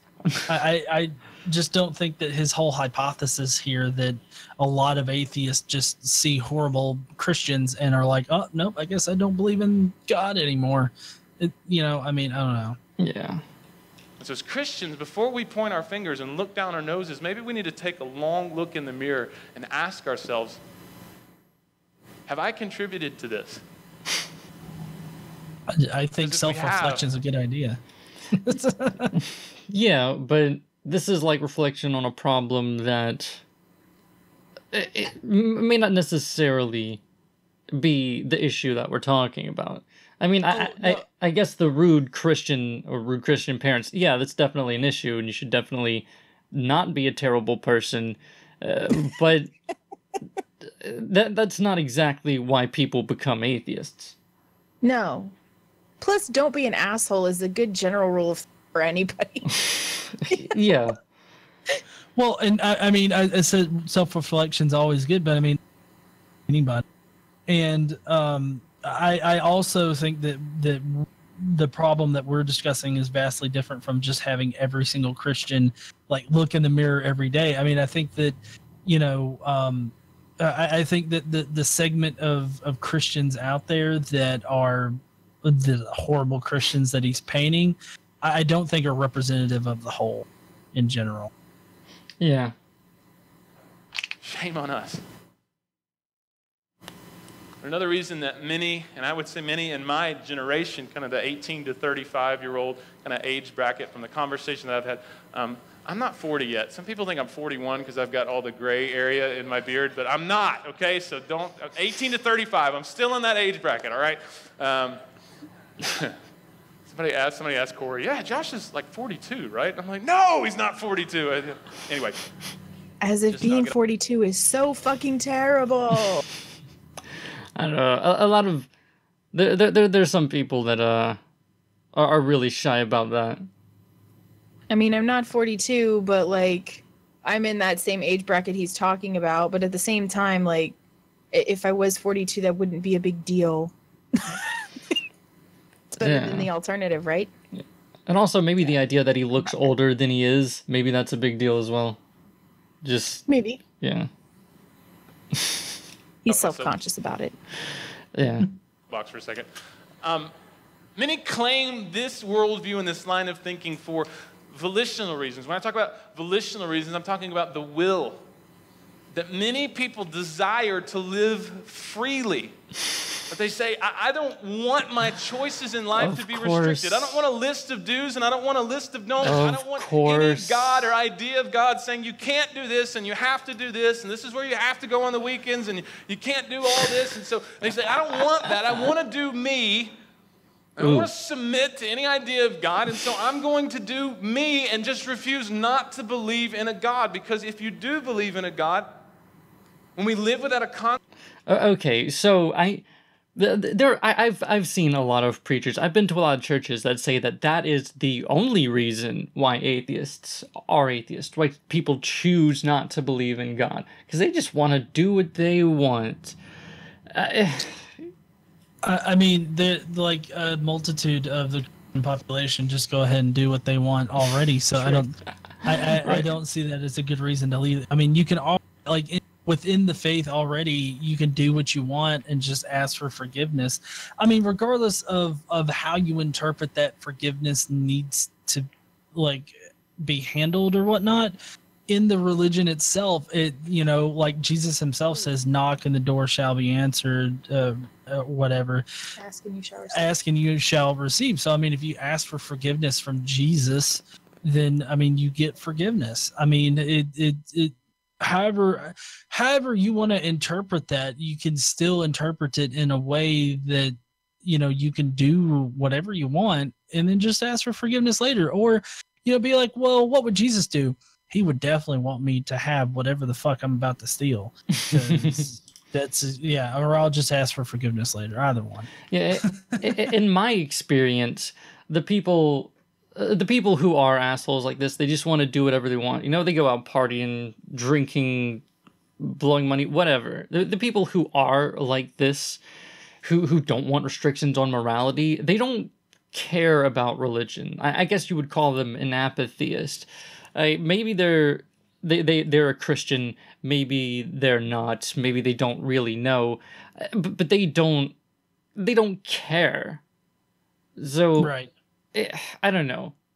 at the very least, people like us, that's not what that is. That's not who you're arguing against there. True. Concept or belief in him, that means there's no higher power to answer to. You say, I shouldn't get drunk. It says that in the Bible. What if I don't believe in the Bible? Your God says I shouldn't do sexuality this way. What if I don't believe in your God? I can do sexuality however I want because there's Sexuality this way, right? Yeah, I should be able to do the sexuality however I want. I feel like it's Borat up there talking right. Can we do the sex now? is no God to tell me what to do or not to do. And while many people will say it is primarily intellectually that they don't believe, many of the times it comes down to volitionally why they don't believe. The reality is they choose not to submit, because if they understand there's a God that created them and knows best, then he might know how to live our lives better than we do. Many people don't want. I mean, which God are we talking about here? I mean, if it's the God of the Bible, even then you have to ask, God are you talking about? Because the Old Testament God's way different than the New Testament God. I mean, the Old Testament God has soldiers taking, sexual captives and shaving their heads and keeping them locked up as a captive for a month. And then you can rape them as much as you want to. And then if you don't like them anymore, you just let them go and everything's fine. But is listen, that the morality? But listen, now you're not allowed to treat them as slaves and you can't sell them. So that seems fair, right? Well, I'm fairly certain that the sexual slavery is slavery and you're allowed to do that because it's never about the consent of the woman. No, I mean, I know, but I mean... You can't treat them... So, like, you can't fuck her and have her do the dishes? Right. Right. I mean, you can't have your cake and eat it too, right? Want to submit. They don't want to serve a God, and so they choose simply not to believe in him, because if you don't believe in him, you won't have to submit to him. That's simply not how at the very least, people who call themselves atheists or who are in the community like this one, this is not it. This is not why they choose to believe. And like I said, this guy is much fairer than most preachers that I've seen.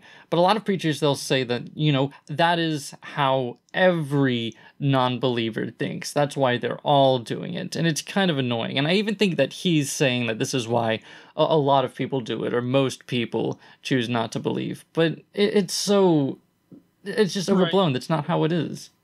Right. Can you imagine applying this same logic to any other facet of life? Right. Like, you're driving 80 miles an hour in a 30-mile-per-hour zone, and a cop starts turn on his lights and everything, and you look over to your passenger, it's like, oh, it's okay. I don't believe in cops. And you tear ass through the neighborhood. I mean, you can use this kind of logic anywhere else because it just simply doesn't work. Yeah. Totally. And that's why I said, like I said, people who don't want restrictions on their morality, they just don't care. They just don't care. Right. And I mean, that kind of logic still, for people that are committing crimes or whatnot, it's not that they don't believe in the authority. They just don't care. Yeah, exactly. Now, what are the problems logically with atheism and agnosticism? Well, before we get into that, I want to tell you a story. There was a man one time, been married for 50 years, woke up, turned over to his wife and said, "Good morning, honey." And she said, "Good morning, darling." And he says, "I'm a dead man."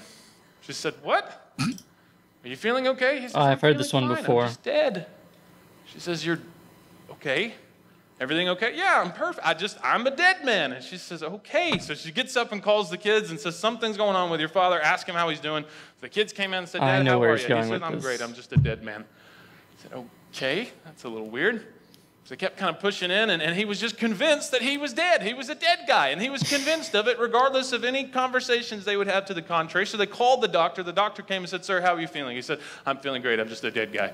Okay, so they called psychologists and psychiatrists, and they started this long, intensive therapy where they tried to convince him that he wasn't dead. And the doctor said, "Here's what we're going to do. We are going to convince him of a certain premise, and the premise is dead men don't bleed. Dead men don't bleed, dead men don't bleed. So they showed him pictures of skeletons and rotting corpses, and they said, dead men don't bleed. He said, oh, yes, dead men don't bleed. Those are dead men. Yes. Are they bleeding? No. Dead men don't bleed. Dead men. So he had this premise, this obvious evidence presented in front of him. And so the end of his therapy, the doctor called in the family and gathered everyone around, and they said, sir, there's a premise we have attempted to convince you of. And what is that premise? And he says, it's that dead men don't bleed. He said, very good, sir. Now watch your finger. And so he looked at his finger, and the doctor took a needle, and blood went everywhere. And the man said, well, great Scott, some dead men do bleed after all.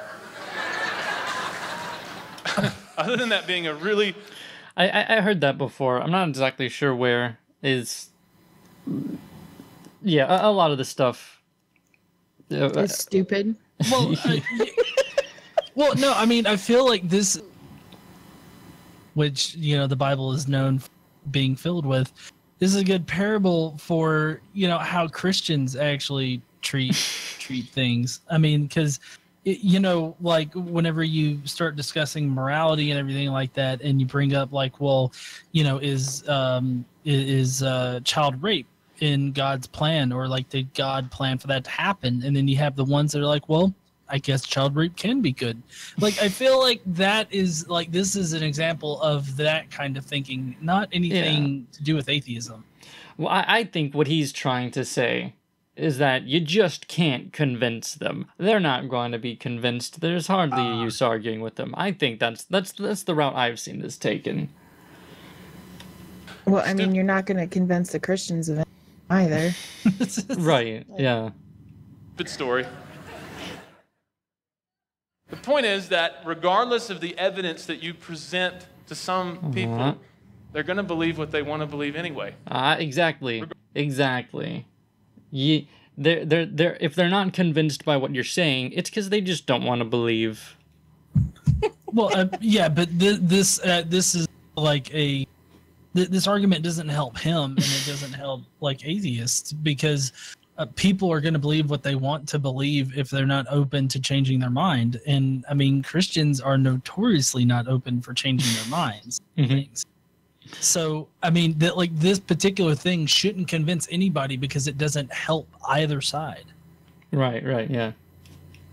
Regardless of how obvious the evidence is. And so as we're going through this and we're just kind of talking about, hey, logically this doesn't add up. Someone could be confronted with the most obvious reality in front of them and still simply say in their stubborn pride, I will choose not to believe it. So we're going to look at three of... If he's talking about like the argument from mind, which he kind of alluded to earlier, the whole seeds and like everything like that, he kind of alluded to the whole grand design thing. Just because we understand why you're wrong about it doesn't mean that we're not open to, you know, changing our mind about whether or not there's a creator. Just because you present a bad argument doesn't necessarily mean we have to believe it. And just because we don't believe it doesn't mean that we're just going to believe whatever the fuck we want to. Yeah, but you know, after Christian argument after Christian argument fails, you know, they're just stubborn. They're just not going to believe. You might as well just cut your losses, move on to someone else. These today. The first is the problem with cosmology, or the cosmological problem. We talk about cosmology, Lord. What we're talking about is this idea of origins. Where did we come from? Where did life begin? And when we look at the universe and we observe everything around us, what we can see is that the universe consists of a series of events stretched across time in a long causal chain. And each one of these events is the cause of the event that comes after it and the effect of the event that comes before it. We can see where this is going. The world as it is came from the world as it was, which came from the world as it was before. Now, while this may seem really complicated, it's really not. You can go outside, and we talked about this earlier. You can look at a tree and say that was a seedling, and that was once a seed, and that came from another tree. Everything that we see had some sort of a cause. You can look at the squirrels in that tree and say, okay, that squirrel was a baby squirrel who was once far enough back in time. What do we find? Well, there's really only two options. And the two options are this. The first is we reach the first event in the series. They were probably evil with fangs. It's like everything has a first event, but the universe has to itself have a cause that set everything going. Now, we know that to be true. That's an observable reality that you and I live in. And so that Do you agree with that the universe had to have a cause at the beginning that set everything going? Well, I mean, we have the cosmic microwave background, for which we can see like the Big Bang for all intents and purposes, and I mean, we don't know what happened prior to the Big Bang, and we don't know what the state of the universe was in prior to the Big Bang, or anything like that. So as far as going back to the Big Bang, as far as what set our current universe into motion, I mean, I think that we do have sufficient evidence to say that happened, but he's talking about it as if it's like an absolute beginning. And I mean, I just don't think that we have the knowledge to say, oh, absolutely, this is where it started. Like, well, this is where our current like universal state, I guess you could say, started. But we don't know what happened before that. We don't know what the state of the universe was in. I mean, we know that space-time came into existence at the Big Bang, but we don't know what it was like before then. So, I mean, he's levying that he has special knowledge of what happened before that when nobody knows what happened. Yeah. has to be the case for everything we see. Or there's another possibility. There is no first event in the series, and the past stretches back into infinity. Now, that second possibility, we're going to talk about that for a second. That's highly improbable, because if the universe had an infinite past, that's very problematic. It's improbable, guys. Did you say improbable or unprobable? Let's see. Now, that second possibility, we're going to talk about that for a second. That's highly improbable. Yeah, it's improbable. Unprobable. Highly improbable. Highly improbable. Well, Unprobable isn't a word by itself, but when you add highly, then it works out. Exactly. I typed it into Google and it says, "Did you mean improbable?" Yes, that's what he meant. Yes. Yeah, but I will agree that there's a sort of beginning of the universe and it doesn't stretch back infinitely. But at the same time, I don't think that there was like a before the Big Bang, because there was no before time. Maybe there was like a cause. But right. So in that respect, it doesn't go back so far that there was something before time, if that makes sense. Right. No, I would agree with that. And there's a lot of hypotheses out there about like what the state of the universe was in before that. But I mean, as far as like our current reality and everything goes, like as far as time goes, like time had a specific beginning. I don't know, y'all, because I have seen the movie The Land Before Time. So saying that there's no before time, I just don't think is. We have video evidence, okay? Right, yeah. You found the documentary. Yeah. But no, yeah, I would definitely agree that like time started at the Big Bang and like that's the state of our universe. I don't want that to be like mistaken for me saying that time goes infinitely back, but like the state of the universe prior to like the existence of time and space, we don't know what that actually looks like. But there's like a lot of hypotheses. Like there's one hypothesis that's like it's like a nudge hypothesis or something like that. Like there was the it was almost like it was sitting on the precipice of something and it just needed a nudge and then it exploded or something like that. Well, no, not an explosion, but it like the Big Bang happened. You know what I'm saying. Mm-hmm. And so like that's one particular one. There's also the matter and antimatter explanation of what was happening. And so, I mean, there's a lot of different hypotheses out there that could equally be it. I think that like the Big Crunch kind of model where the universe is constantly expanding and constricting, we don't know of anything that can explain how entropy can reverse itself. Like we don't have an explanation for that. So I think that is probably on the lower end of the hypotheses that could be correct. But like you just have various like levels of like what's probable to have happened prior to it. But definitely like time and space had a beginning. Yeah. But let's learn why an infinite time back in space, even though we don't believe in it, let's learn why it's improbable. Because if the universe had an infinite past, that's very problematic, and about as problematic as the idea that I just counted down from infinity. If the universe had an infinite past, then time would have had to count down from infinity to reach time zero, which is the present, and so we would not have reached it. How does that follow? He needs to not try to do maths.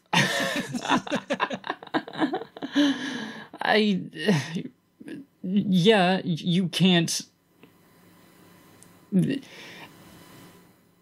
So is his argument that if there was an infinite beginning, there was no starting point that you could start from counting down from? Right. Like, you kind of a little bit just brushed on the nature of an infinite number. That doesn't mean anything. And the fact that we have reached the present therefore shows that the past is not infinite, but it is finite. We can see past, present, and future. Okay, so time can't move if time is infinite? What? Yeah. I think that's what he's saying. I mean, we're getting a really shitty science lesson right now. So. Well, I mean, ever tried to get a science lesson from a diehard Christian? It's never really that great. But let's get back to that other idea that there was a first cause that set everything into motion. And what's interesting is that modern science confirms that. The universe did indeed have a beginning. Mm-hmm. This was an event that happened, and science can confirm and see that it happened. It's called the Big Bang Theory. This is not a sitcom on CBS. This is an actual scientific theory. Now, what we see is that everything that we have around us, scientists speculate that all that started with one thing and that came into existence. Some people say exploded. It was more like an expansion that happened. Somebody gets it. Jesus, I can't believe he said that. But Yeah. I think it's interesting how the last part of the question said, did the universe just pop into existence out of nothing? Yeah. No, like the universe did not explode or expand or anything, and like trees and cars and people and shit just pop out of a point of nothing. No, that's not what anybody thinks. Right, yeah. The question is, what caused it? Did the universe just pop into existence out of nothing? Somehow everything we see came from out. You were doing so well. Yeah. You went further than most creationists go, but you're not quite there yet. It's upsetting. Yeah, I've never been so conflicted about a preacher in my life. But so like he references a nothing that science actually doesn't use, because he's thinking of like absolute nothing, which as we know it can't really exist. And because even a vacuum with all radiation and everything stripped still has an electrical charge to it. So I mean, you know, this whole idea of nothing, I feel like it's hard for them to get over, because like I've seen it so many times where creationists will hold open their hand and be like, I got nothing in my hand, and I close it and then I open it back up and there's still nothing there. It's like, well, you technically don't have nothing in your hand. You have like your air, like air is a fluid and your hand's moving through it. So in your hand is just air. It's just the pocket of air that's in your hand. And so there's literally that, like, that's not nothing. Like that's no kind of nothing that we would define in science or anything like that. So like for him to say, oh, did it just pop out of nothing? It's like, well, if you understood like virtual particles and how things in a vacuum. What? You expect him to understand virtual particles? He said unprobable, John. Unprobable. Of course he doesn't understand virtual particles. Okay. But he does seem to be ignorant on like the current hypotheses as to how the expansion started. Well, he's Or also what triggered ignorant it. to the current hypotheses on how life began on Earth. So, I mean, we'll go with ignorant in general. Okay. Yeah, but I mean, it didn't. Obviously, it didn't start with nothing. The classical traditional the idea is that it started with the initial singularity. Now I forget if there's like issues with that hypothesis or whatever. I forget. It's been a long time since I really looked into this, but that initial singularity, I believe it was quantum fluctuations that sort of set off the Big Bang. Now, I'm not going to understand what that means, but it didn't start with nothing. There was, like you said, something there. The entire Right. universe in an extremely hot and dense state. Absolutely nothing, and so everything came from nothing. But here's what we know, and here's what you know, here's what I know, and we all just agreed on it. For something to come into existence, there must be something else that already exists to bring it into existence. But it never... The entirety of the universe never began to exist. It was always... It was all always there. It kind of just changed form. And Right. like space and time definitely did begin to exist. But that came out of things that actually had a physical existence. Right. Yeah. Yeah. Exactly. That's what I was trying to get across earlier. Yeah. Yeah. As an observable reality that we can all agree on. And the fact that the universe had a beginning, I would argue, implies that there was something that existed before that brought it into existence. Now, to me, that seems a little obvious. No, I mean, that's a logical leap to go from, something had to be there to it was a creator.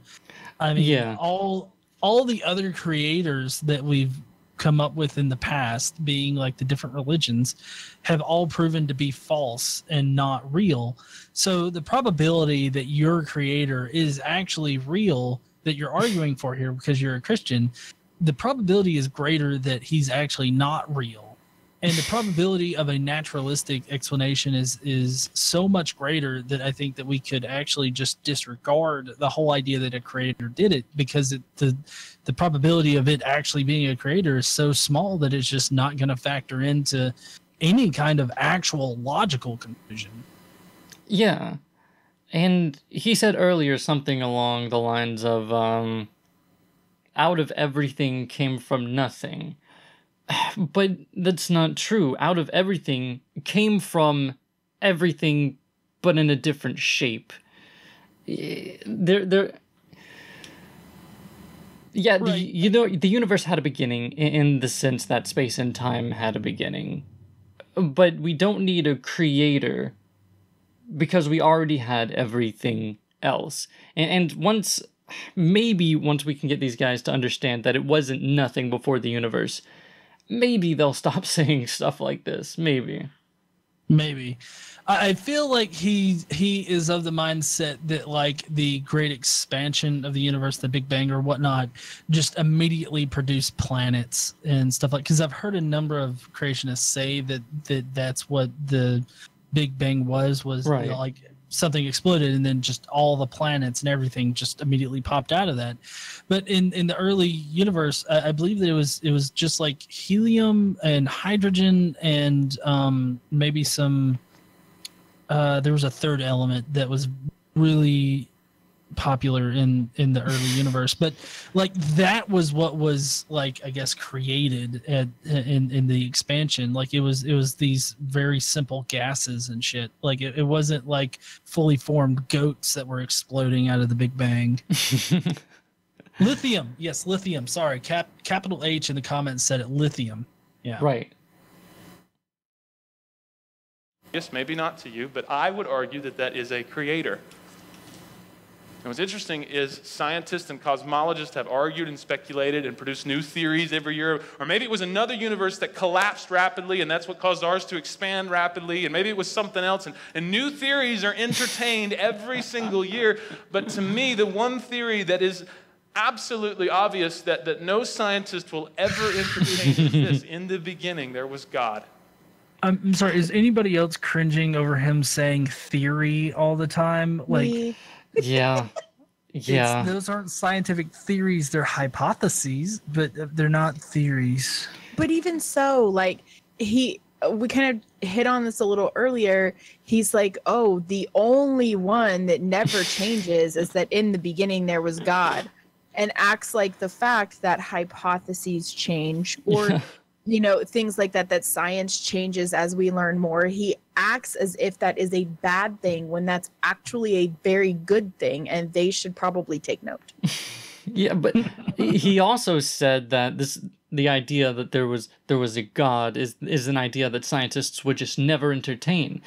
It's not that we just don't want to acknowledge that is an idea that's out there. There's no reason for us to believe that. There's no evidence to point to a supernatural being bringing the universe into existence. If there was something that caused the universe, we should, research that and try to figure out what that thing is based on the evidence that we have, or at least try to find the best explanation that we can. And like somebody said in the comments earlier, when you go back early enough in the universe, you find a nice hole that God fits neatly into. This is just because we... Sorry. Yeah, just because we don't know doesn't mean God is the best explanation. Agreed. Sorry. I was just gonna say this is just purely God of the gaps argumentation. Oh yeah. It's the first cause that set everything into motion. Now, there's another problem that we see with this line of thinking logically, and that is the teleological problem. Now, nobody really uses that word a whole lot. Teleological just means design. If something is put together and intricately designed. Now, if you and I were walking on the beach, taking a long walk on the beach. You find a watch? Do we find a watch? So don't get handsy. So we're walking on the beach together, and we look, and you're laughing. That hurts my feelings. So there's a watch that's washed up on the shore, and you pick up the watch, it's a watch. And you start looking at it, and the watch has many different parts in the watch. There's watch hands and a watch face, and there's screws, and there's hundreds I bet there's a watchmaker in the watch, and you look at it, and you turn it around, and you say, wow, this is a beautiful watch. I wonder who designed this watch. I mean, look how intricate it is. Look how well crafted this watch is. And I were to look at you, and I'm like... Nothing exploded to become a watch. No. Well, I mean, the really simple and easy retort to this is just that we don't have natural processes that produce watches. We do have natural processes that produce planets and stars and solar systems and biological systems, plants, animals, all of that. We have natural explanations for all these things. And so, I mean, that's the big difference that they always kind of jump over. They never want to address. Oh, yeah, yeah. And I was going to wait till he gets to the end of the watchmaker analogy to say, but the fact that we make some things like watches and art and buildings and whatever, and we make them complex, sure.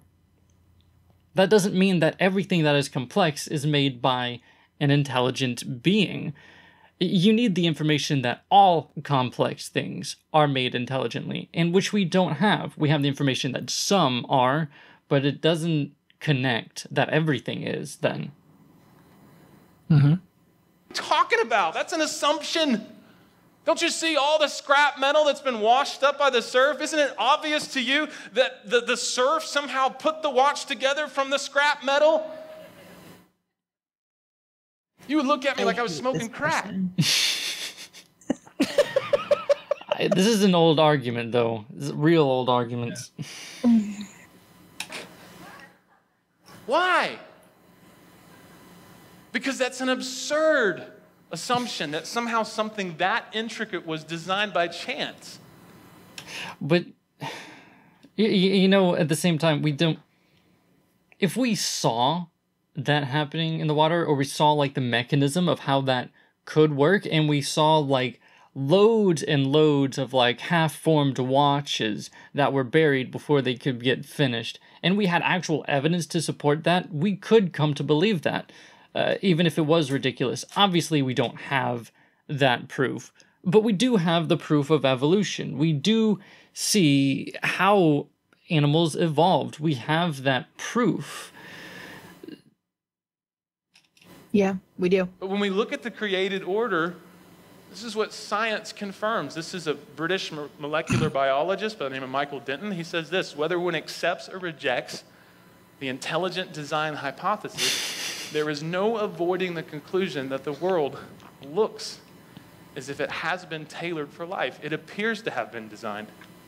All reality appears to be a vast, coherent, teleological whole with life and mankind as its purpose and its goal. I have to question this person's credentials or something. Yeah. I mean, I get that creationists can be actual doctors and shit, but this could also be cherry picked because, again, he says looks and appears, and it appears to be this. I wonder if he went on to go, but it's not, and here's why. I don't know if this is cherry picked or not, but it can very well look like this could be designed, although it definitely looks like it could have been designed better. But you really need to look into more than just the superficial, the evidence that you have. And we don't have evidence that this was made in 6 days by a god. We don't. Well, he the person that he's quoting here does have a book called Evolution: A Theory in Crisis. Oh, Lord. Yeah. Okay. All right. Now let's just look at the Earth, right? This is one tiny little planet that you and I live on in this massive, massive universe. Life on Earth would not be possible if the axial tilt of the Earth were any greater or less. The Earth tilts on its axis, and if it were any greater or any less, then the seasons, as you and I know and enjoy, would not be possible. Therefore, agriculture that sustains life and gives human beings and animals food would also not be possible. If things were different, then things would be different. Yeah. Also, the well, I mean, the first one is, different, and life would have evolved differently. But also the second one right there is not exactly true. I mean, we would have to be significantly closer. If it was greater or less, that's very vague kind of wording there. I mean, we oftentimes get closer to the sun during our orbit, and we get farther away from the sun in our orbit. Yeah, because our orbit isn't a circle. Right. Our orbit is an ellipses. So we get, or an ellipse. Holy shit. An ellipse. Our orbit is an ellipse. So sometimes we're much further away and other times we're much closer. So that doesn't make any sense. I mean, granted, there are limits for how close and how far away we can be in order to sustain life, obviously. But it's a much wider swath than people want you to think. Yeah. Yeah, and there are also, I believe it was billions of planets within our galaxy alone that were in a similar Goldilocks zone.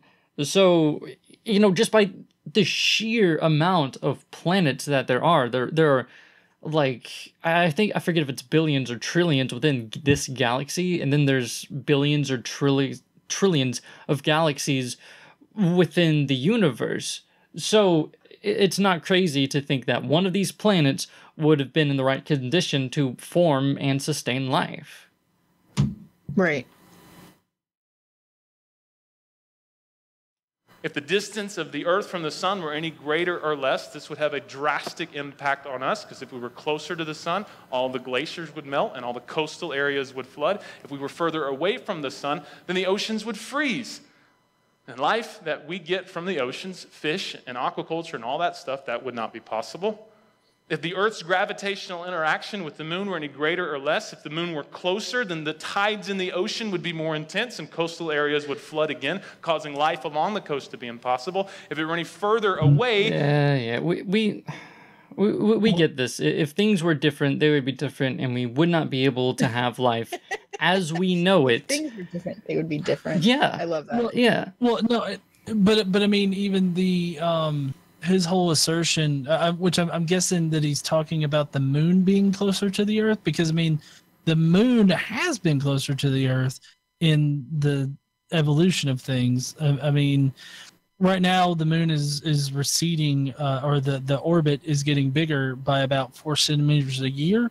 Mm-hmm. But that amount, it hasn't remained constant through time. And in the past, like even if it remained constant in the past, like 1 billion years ago, it would have only shifted by like 40,000 miles. Mm-hmm. And right. So I mean, like instead of it being 384,000 miles from the Earth, now it's just 348 or something like that. Like it's not that big of a difference. Like he wants to act like it being that much closer because 40,000 miles sounds huge. Which I mean it is, but in comparison to like the moon's actual distance from the Earth, it's not that big. Like that's only like 9 or 10% of the actual distance. So I don't think that the wave, like the tides, would have been so great that life couldn't have evolved on Earth. By 1 billion years ago, life was already evolved onto the land. So I get that he's using people's scientific ignorance against them to convince them that evolution is a ridiculous thing, and he's coming at it through almost every single facet of science that he can. But I just really wish people would actually educate themselves on these things. Yeah, and as well, he's more or less pointing out that everything is the way is exactly how it should be to form life as we know it. But if the universe, did form a different way, if our planet was different in some way, what's to say that we wouldn't evolve to be a different sort of form of life or kind of being? I agree. Yeah. I mean, I think that life would just have evolved differently. Yeah. Then ocean life would stagnate because there would be no ocean tides. And if the Earth's surface gravity were any greater or any less, the orbit of the Earth would be interrupted and many things would have collided with the Earth, possibly causing us not even to be able to live on the Earth anymore. Something that's just absolutely... Or we'd just be a little heavier or a little lighter. Like, I mean, it would have to be, like, significant. Mm-hmm. Yeah. I mean, he says a little greater or a little less, and that's not really accurate. Oh, yeah. Crazy to me is the composition of the atmosphere, the air you and I breathe in. Everybody take a deep breath. You just breathed in a perfect combination of 4 gases. Nitrogen, oxygen, CO2, This is bullshit. and argon. Yeah. Like we evolved to fit our environment, not the other way around. Well, right. But I mean, even like levels of shit in the atmosphere change all the time and we can still fucking breathe. Right, Yeah, yeah. I mean, there's various different like mixtures of gases in different cities. Like, I mean, I want to say like it's in China maybe that is the most polluted like it's atmosphere. terrible. They have to wear those masks because all the smog. Right, and so I mean, over there, I mean, people over a long period of time, I guess they could eventually become tolerant of like whatever gases are in the air over there. But I mean, for the most part, I mean, they have evolved, like our human evolution has evolved to breathe a certain kind of atmosphere because that's just what's here on the Earth. Yeah, and even people who like live like at much higher elevations, like on mountains and stuff, the air they breathe is different than being it. Yeah, it's thinner, and that's definitely different from here at or around sea level. I actually think I'm below sea level where I'm at. But anyway, we do have this range of air that it can breathe. But if our atmosphere was different, then we definitely could have evolved differently to breathe different air. Mm-hmm. Mm-hmm. Now, if any of those gases were any greater or any less, if that composition were somehow messed with and there was a higher concentration of one gas than the other, your body would not be able to function like it does. Not only that, but that atmospheric, that perfect kind of Let's skip a bit. how that all of that came together just by sheer chance, to me, seems a little far-fetched. Well, I mean, yeah, I mean, he's essentially. I mean, this doesn't make any kind of like scientific sense for him to even say, because it's like, well, if things were different now, then we wouldn't be able to live. No fucking shit. Yeah. Yeah.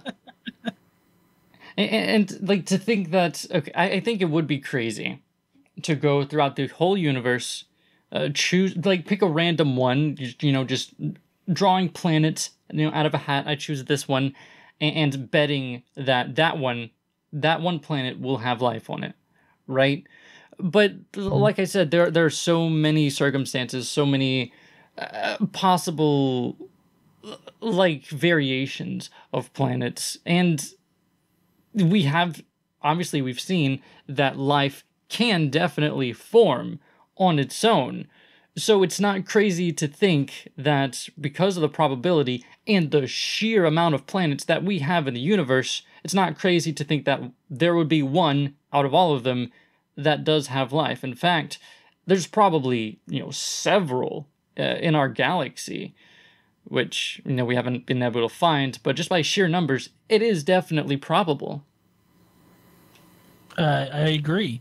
A lot of people don't understand how probability works because it's not like, since it has a low probability, that means it's never going to happen.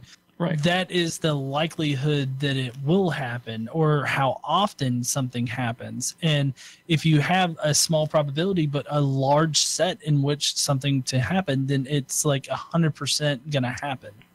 Right, yeah. And another thing is that they're kind of doing probability backwards. They're like, let's say somebody wins the lottery, because somebody wins the lottery, right? You go to the lottery winner and say, oh, there was like a 1 in how many millions of chances that you actually won the lottery? I don't think you won it because of how improbable it is. Probability doesn't work that way. Like, once you've come to a result, you can't then work backwards to say, oh, that was highly improbable. It must not have happened that way. No, evidently it did happen. And just because it would be improbable from an outside perspective, looking in on this one part, yeah, you would think that's improbable beforehand. But since it's happened, this is still a good explanation. Not only that, let's look at something that you and I are using right this second, your eye. Oh, Lord. Have you ever look at the human eye and actually observe it and look at all the our eyes are designed to work underwater, but that's okay. I mean, our eyes evolved to be underwater eyes. Our eyes are actually really piss poor design, but that's okay. Like, we can continue. Yeah, like Squid's eyes are better than ours. Right. There's actually a really good video out there by Dawkins. Oh yeah. Where he explains like the evolution of the eye and how it likely makes sense with the different kinds of eyes that we find in nature now.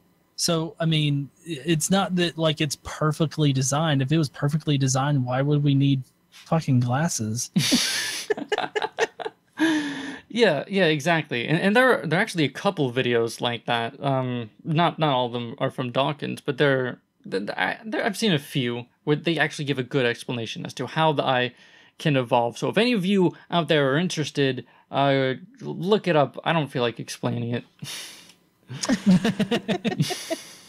of it, what we would see is the human eye has more than 2 million working parts. Okay, irreducible complexity. Let's skip a bit. Those little symbols that we call letters and combining it together with the other letters to form words that's sending information to your brain to help you decode that information. That's all moving. Million photoreceptors. Those are light-sensitive cells. And your retina, just simply one part of your eye, contains 130 million rods for night vision and 7 million color-sensitive cones for day vision. And if your eye...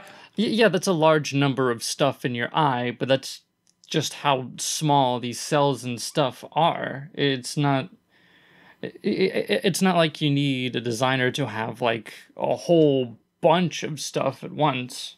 Come on, Heath. 130 million rods, therefore God. I mean, come on. Yeah, I feel like this is just like a big numberism. Like he just throws big numbers at people in order to make it sound so improbable. And it's really a disingenuous way to even address the problem. Yeah. Address. and any of those parts are just a little bit tweaked, then your whole body feels the effects of it. This is so intricately designed. This is so detailed that it would cause one British naturalist to say this about the eye. One British naturalist. He's probably not a nationalist. Said to suppose that the eye, with all of its inimitable contrivances for adjusting the focus to different distances, for emitting different amounts of light, and for the correction of spherical and chromatic aberration, could have been formed by natural selection seems, I freely confess, absurd in the highest sense. Why? We need to be able to fucking see and see how far away we are from other shit so we don't run into it. And see at night so we don't fucking get eaten. Like, why is this so difficult to comprehend? And I also like how sorry, go ahead, Heath. I think it's difficult to comprehend because you're looking at the final product. You're looking at what it has come to be up to this point. So it's kind of hard to, just look at the eye itself and think of how it could have formed without looking at this in the perspective of, the past history. And when you do look into the past of how animals have evolved, how we came out of water, how fish needed to see, and how pupils dilating, that, and all this stuff, how it could have came about. Once you look at it in that sort of small parts, like small changes over long periods of time, each that were beneficial, could lead us up to this point. It's really tough to come to that just looking at the eye itself and all its intricacies. It's easy to be amazed by it without really knowing how it could have formed that way. Right. I just want to point this out. So I typed in the first couple lines of the quote here. This is actually from Charles Darwin. And it's an out of context quote because the quote stops. Oh. And then it goes on to say, when it was first said that the sun stood still and the world turned, the common sense of mankind declared the doctrine false. But the old saying of vox populi, vox dei, the voice of the people equals the voice of God, as every philosopher knows, cannot be trusted in science. Reason tells me that if numerous gradations from a simple to an imperfect eye to a complex and perfect one can be shown to exist, each grade being useful to its possessor, as is certain the case, if further the eye ever varies and the variations be inherited, as is likewise certainly the case, and if such variation should be useful to any animal under changing conditions of life, then the difficulty of believing that a perfect and complex eye could be formed by natural selection should not be considered as subversive of the theory. Yeah, so basically he says the first part, I see how you can think it would be absurd. But just because it's complex, if these things are useful, which is what I was saying too, if these things are useful for survival, then it's not really that out of question, Yeah, I love it when they quote Darwin. I bet he's gonna say in a minute here, and that man was Darwin himself. Darwin would have gotten rid of his ideas if he was alive today. But I love it when they quote Darwin, because it's always stuff like this. It's always so out of context. I mean, if you look at it in context, then right after it, he explains exactly what they're arguing against. I love it. And that's like every time, because Darwin, there's a lot of quotes like this. Like, you could say this, you could say that, and here's why my idea still holds up. But they always love to cherry pick Darwin. It's amazing. We're amening Charles Darwin, which is a bit ironic. Told you. The author of Origin of the Species, the person that first came up with the theory of evolution. So when we look at everything in the created order, he didn't first come up with the theory of evolution. The ideas of evolution, they existed before Darwin, but Darwin really expounded upon it, especially with natural selection. That's not that's not exactly where the idea started, though. True. We say it's sheer chance. It's a huge assumption. It's a huge speculation. In fact, statistics themselves do not support it. Let's go back to the primordial Statistics. Theory of how life began. Oh, Lord. Everything in this primordial soup, the different chemicals came together to form protein molecules. Well, that sounds a convenient way to explain how life began, but here's the problem. The odds of a single protein molecule forming by chance is 1 in 10 to the 113th power. Out of what? The probability I really hate this.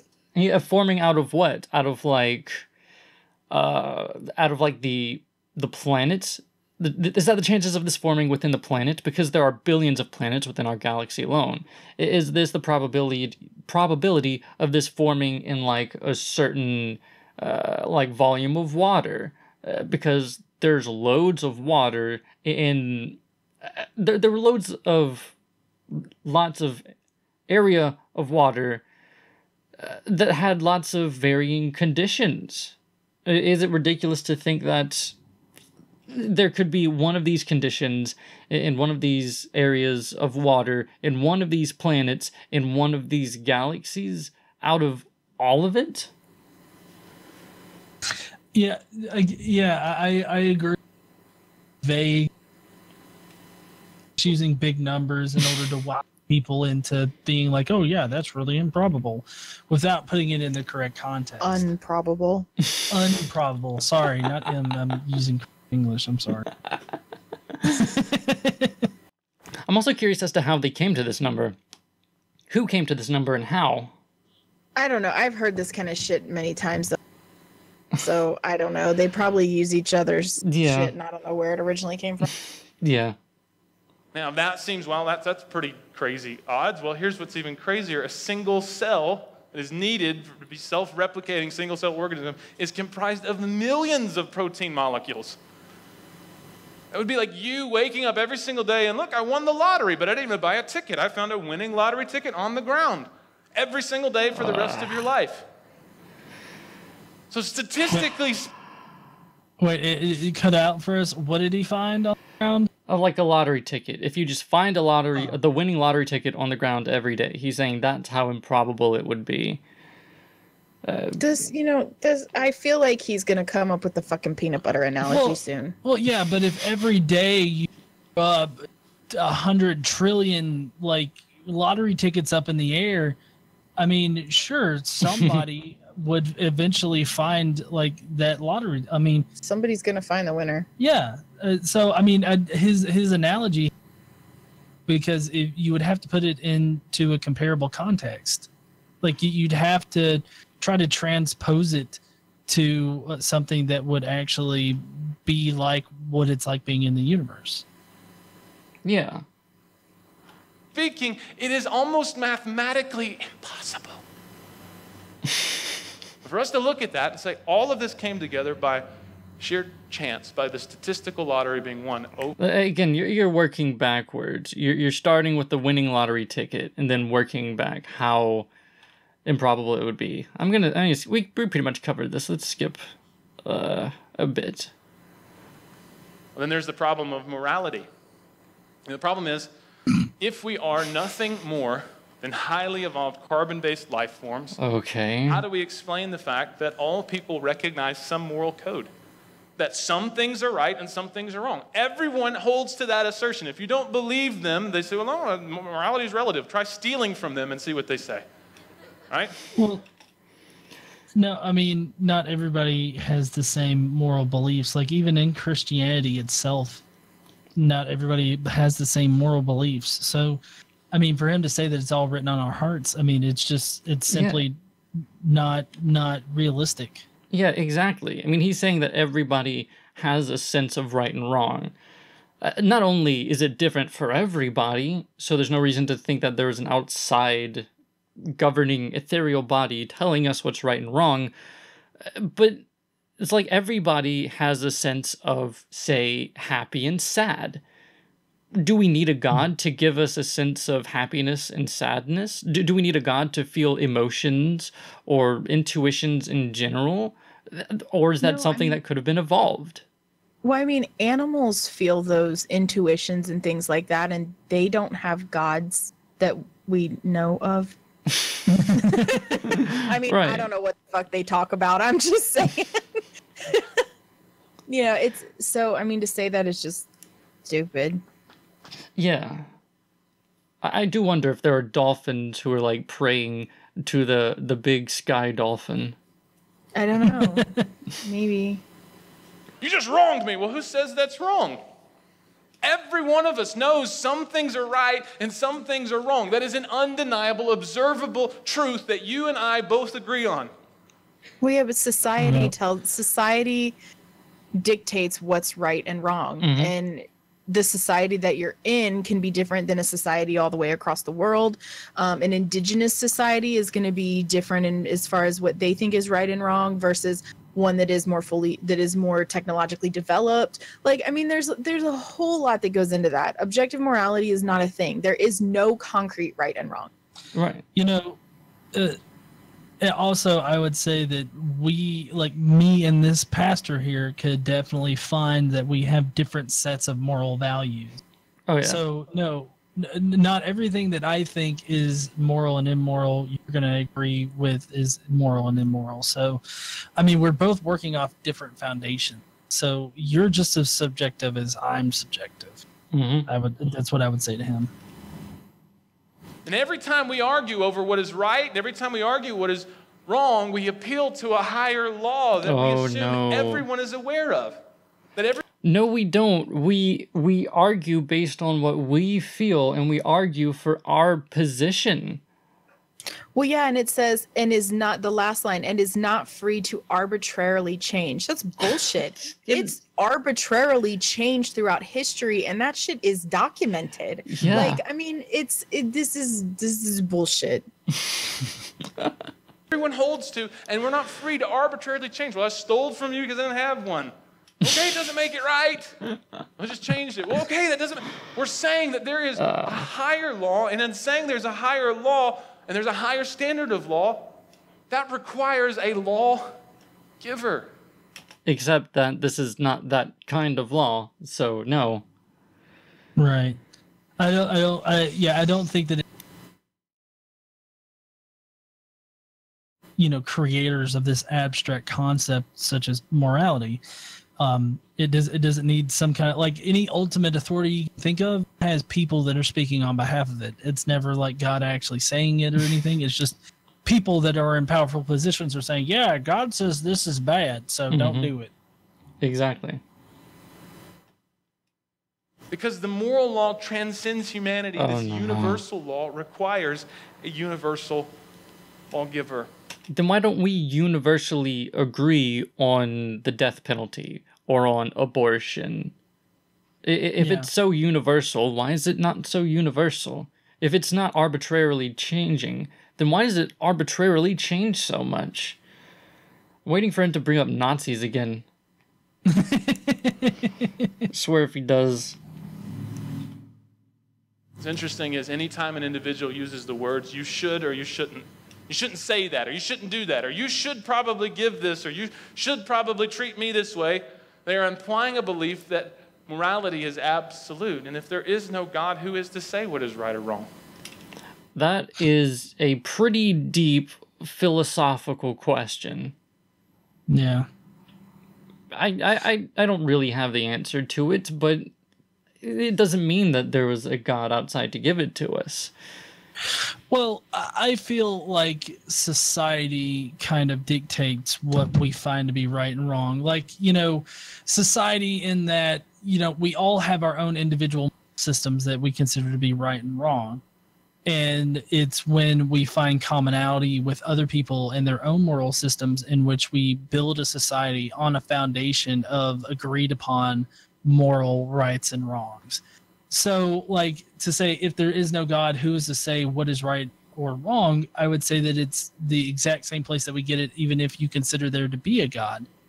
It's still a bunch of people collectively agreeing these rights and wrongs. Because if it was like, if God was the factor, then you would only have one version of Christianity. You would have only one version of that. You know, I mean, you wouldn't have different ideas as to what is morally right and wrong for, you know, different sects of Christianity. So Yeah. You're simply saying what is advantageous for our species not to cut me off in traffic. I thought that would be advantageous for you, right? What anyone should or what anyone shouldn't do.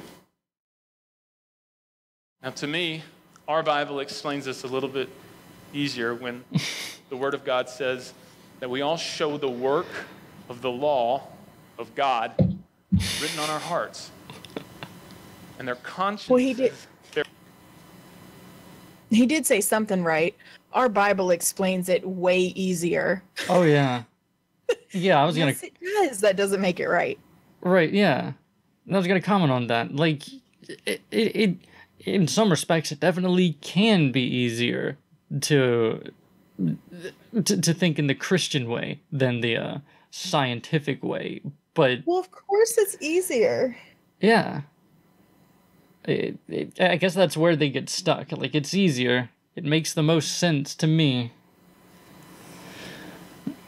Our witness and our thoughts accuse us or defend us. That all of us know certain things are right and certain things are wrong, not because we've evolved in such a way that we all kind of agree that, well, that's advantageous to the species. We all know that it's right and we all know that it's wrong. Except we don't. We're made in the image of God, our great lawgiver. Well, for the image of God, we do look a lot like other apes, so... Well, and the only reason that anybody knows that something is right and or wrong is because they've been taught that. Mm-hmm. You don't start out as an infant knowing, you know, that, you know, killing people isn't cool. You know what I mean? That's not something that you're sitting there thinking about. You know what I mean? Like, you don't know it until you're taught it. Yeah. Christian worldview presents that in a way that is far more logical. In closing, I want to share with you guys some scripture. Okay, good. We're closing. Sometimes when we look at atheist and agnostic thoughts and worldviews, we seem so shocked by that. How can anybody believe that? We're living in the last days for sure, and I don't argue with that. I do think we are. We're living in the last days, guys. Jesus is coming back soon. They've been saying that for 2,000 years. Yeah. But this guy believes it. But I don't think any of this surprises God. I don't think God's surprised by humanity's I love the reaction amens from and the crowd. response to him. So if you've got your Bibles, I'm in Romans chapter 1, verses 18 through 25. You can follow along or on the YouVersion app. You know, one thing I don't miss about going to church is flipping through the Bible. Because you'd have to memorize where all of the books are, and then flip to the chapter, and then flip to the verse with those really thin pages. It's a headache. And half the time... Go ahead. Half the time, it was hardly even worth looking up anyway. Well, yeah, but see, here's how you get around that. You be Catholic. And Catholics don't have the Bible in church. Like, you don't have to turn to pages in. What? When I was in church, they had like the actual list of Bible verses that they were teaching that day, and then you had ample time to find them. Well, yeah, but there's not like, so when you go like a Baptist church or something like that, you know, in the front of the pews, they've got the things that have like the little things that hold all the Bibles. Well, in Catholic churches, they have the God, I forget what they called it. They're called, it's been so long, but they have the books that have like what you're doing that day. And they have the readings and the gospel that are going to be read that day and the songs you're going to sing that day. And I don't know why I can't come up with the word right now. It's escaping me. Somebody in the chat will know, I'm sure. But they have those, but like they don't actually have like Bibles in there. Well, I don't know. At my Catholic church, they had Bibles. You live in the South. Yeah, well, I'm in the South as well, and the Catholic churches I would go to, they had like a reading of like they read a certain passage in the Bible, like the priest or whatever they called him, I forget. But that was it. We didn't have to flip through the Bible until I became not Catholic, Protestant. Yeah. I don't know. I just remember like trying to flip through the Bible and finding it, and me spending the entire time. They're called missiles. Missiles, yeah. Ah. Me spending the entire time going through it, and then by the end of it, I would like not find it, and so I would just put it down and be like, I tried. Yeah, and like the smaller, more obscure books like Amos. Where the hell is Amos? Eventually, I just got a Bible app, and it looked like I was playing on my phone, but it was whatever. Yeah. This is the Word of God talking about humanity's response to the question of God. For the wrath of God is revealed from heaven against all ungodliness and unrighteousness of men. You hear that, guys? The wrath of God. Oh. We were Yes, subject. your loving, kind, forgiving God is very vengeful and full of wrath. I mean, you can't see it, but I'm really just vibrating in my shoes right now. Well, flip flops. Who by their unrighteousness suppress the truth. For what can be known about God is plain to them because God has shown it to them. Oh, it's plain. It's plain because He's shown it to us. And we're repressing the truth in unrighteousness. Ooh. Yeah, I really wish you would read off the talks about God is the God, or God. What is it? It talks about the invisible things being seen. Invisible things are clearly seen, and I'm like, I don't think you get how invisibility works. Visible attributes, namely His eternal power and divine nature, have been clearly perceived ever since the creation of the world in the things that have been made. So they're without excuse. For although they You guys knew have no God, they did not excuse. honor Him as God or give thanks to Him, but they became futile in their thinking, and their foolish hearts were darkened. Claiming to be wise, they became fools and exchanged the glory of the immortal God for images resembling mortal man and birds and animals and creeping things. I love how he started off like, atheists. They sometimes have logical reasons for believing what they believe, and he was being real fair to atheism, and giving halfway decent explanations. And all of a sudden, at the end, he's like, "The wrath of God will come to you. You're suppressing the truth. You're fools. You're believing foolish things." I think it's funny. Well, I feel like the thing that he read off is just another way that the Bible gets on like actual knowledge, because the Bible rebrands knowledge as just knowing God, and it brands like any kind of actual real world knowledge as being of the devil or being bad or whatever. Right. It's done throughout the Bible. So I feel like this is just another example of it saying like, oh, people want to be all smarty pantsy about shit, but you just got to believe in God, okay? Right. Therefore, God gave them up in the lust of their hearts to impurity, to the dishonoring of their bodies amongst themselves, because they exchanged the truth about God for a lie. Damn. And worshipped and served the creature rather than the Creator, who is blessed forever. Oh, his voice The is first thing we cracking. see from this passage of Scripture is that what all of humanity has done is, by our own unrighteousness, by the things that we want to do that are against the law of God, we've suppressed the truth. When we say suppressing something, we mean to forcibly put it into it, to prevent the development of it. We know Anytime what a question suppress of God means. rises up in our minds because we want to do what is opposite of what God tells us to do. We push that down further and further and further.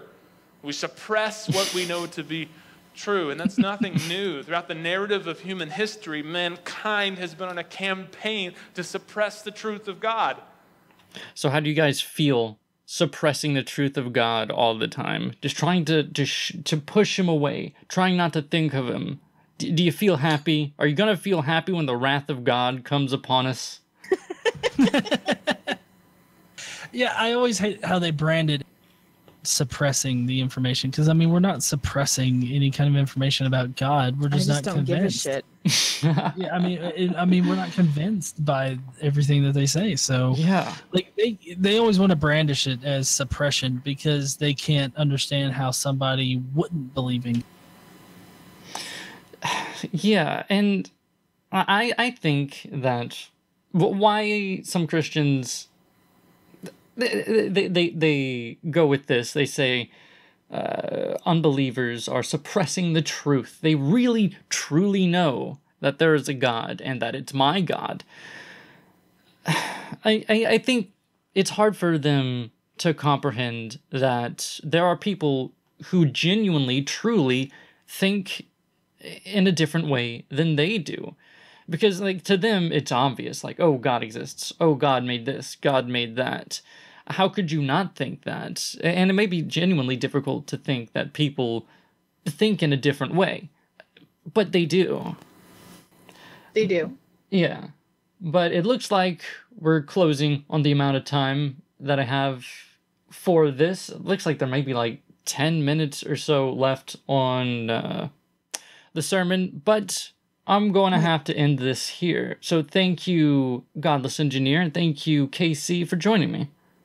Oh no, yeah, I'm glad that we did this. I Yeah, really thanks had a for- lot of fun. Thanks for having us. Sorry if we extended this out a lot.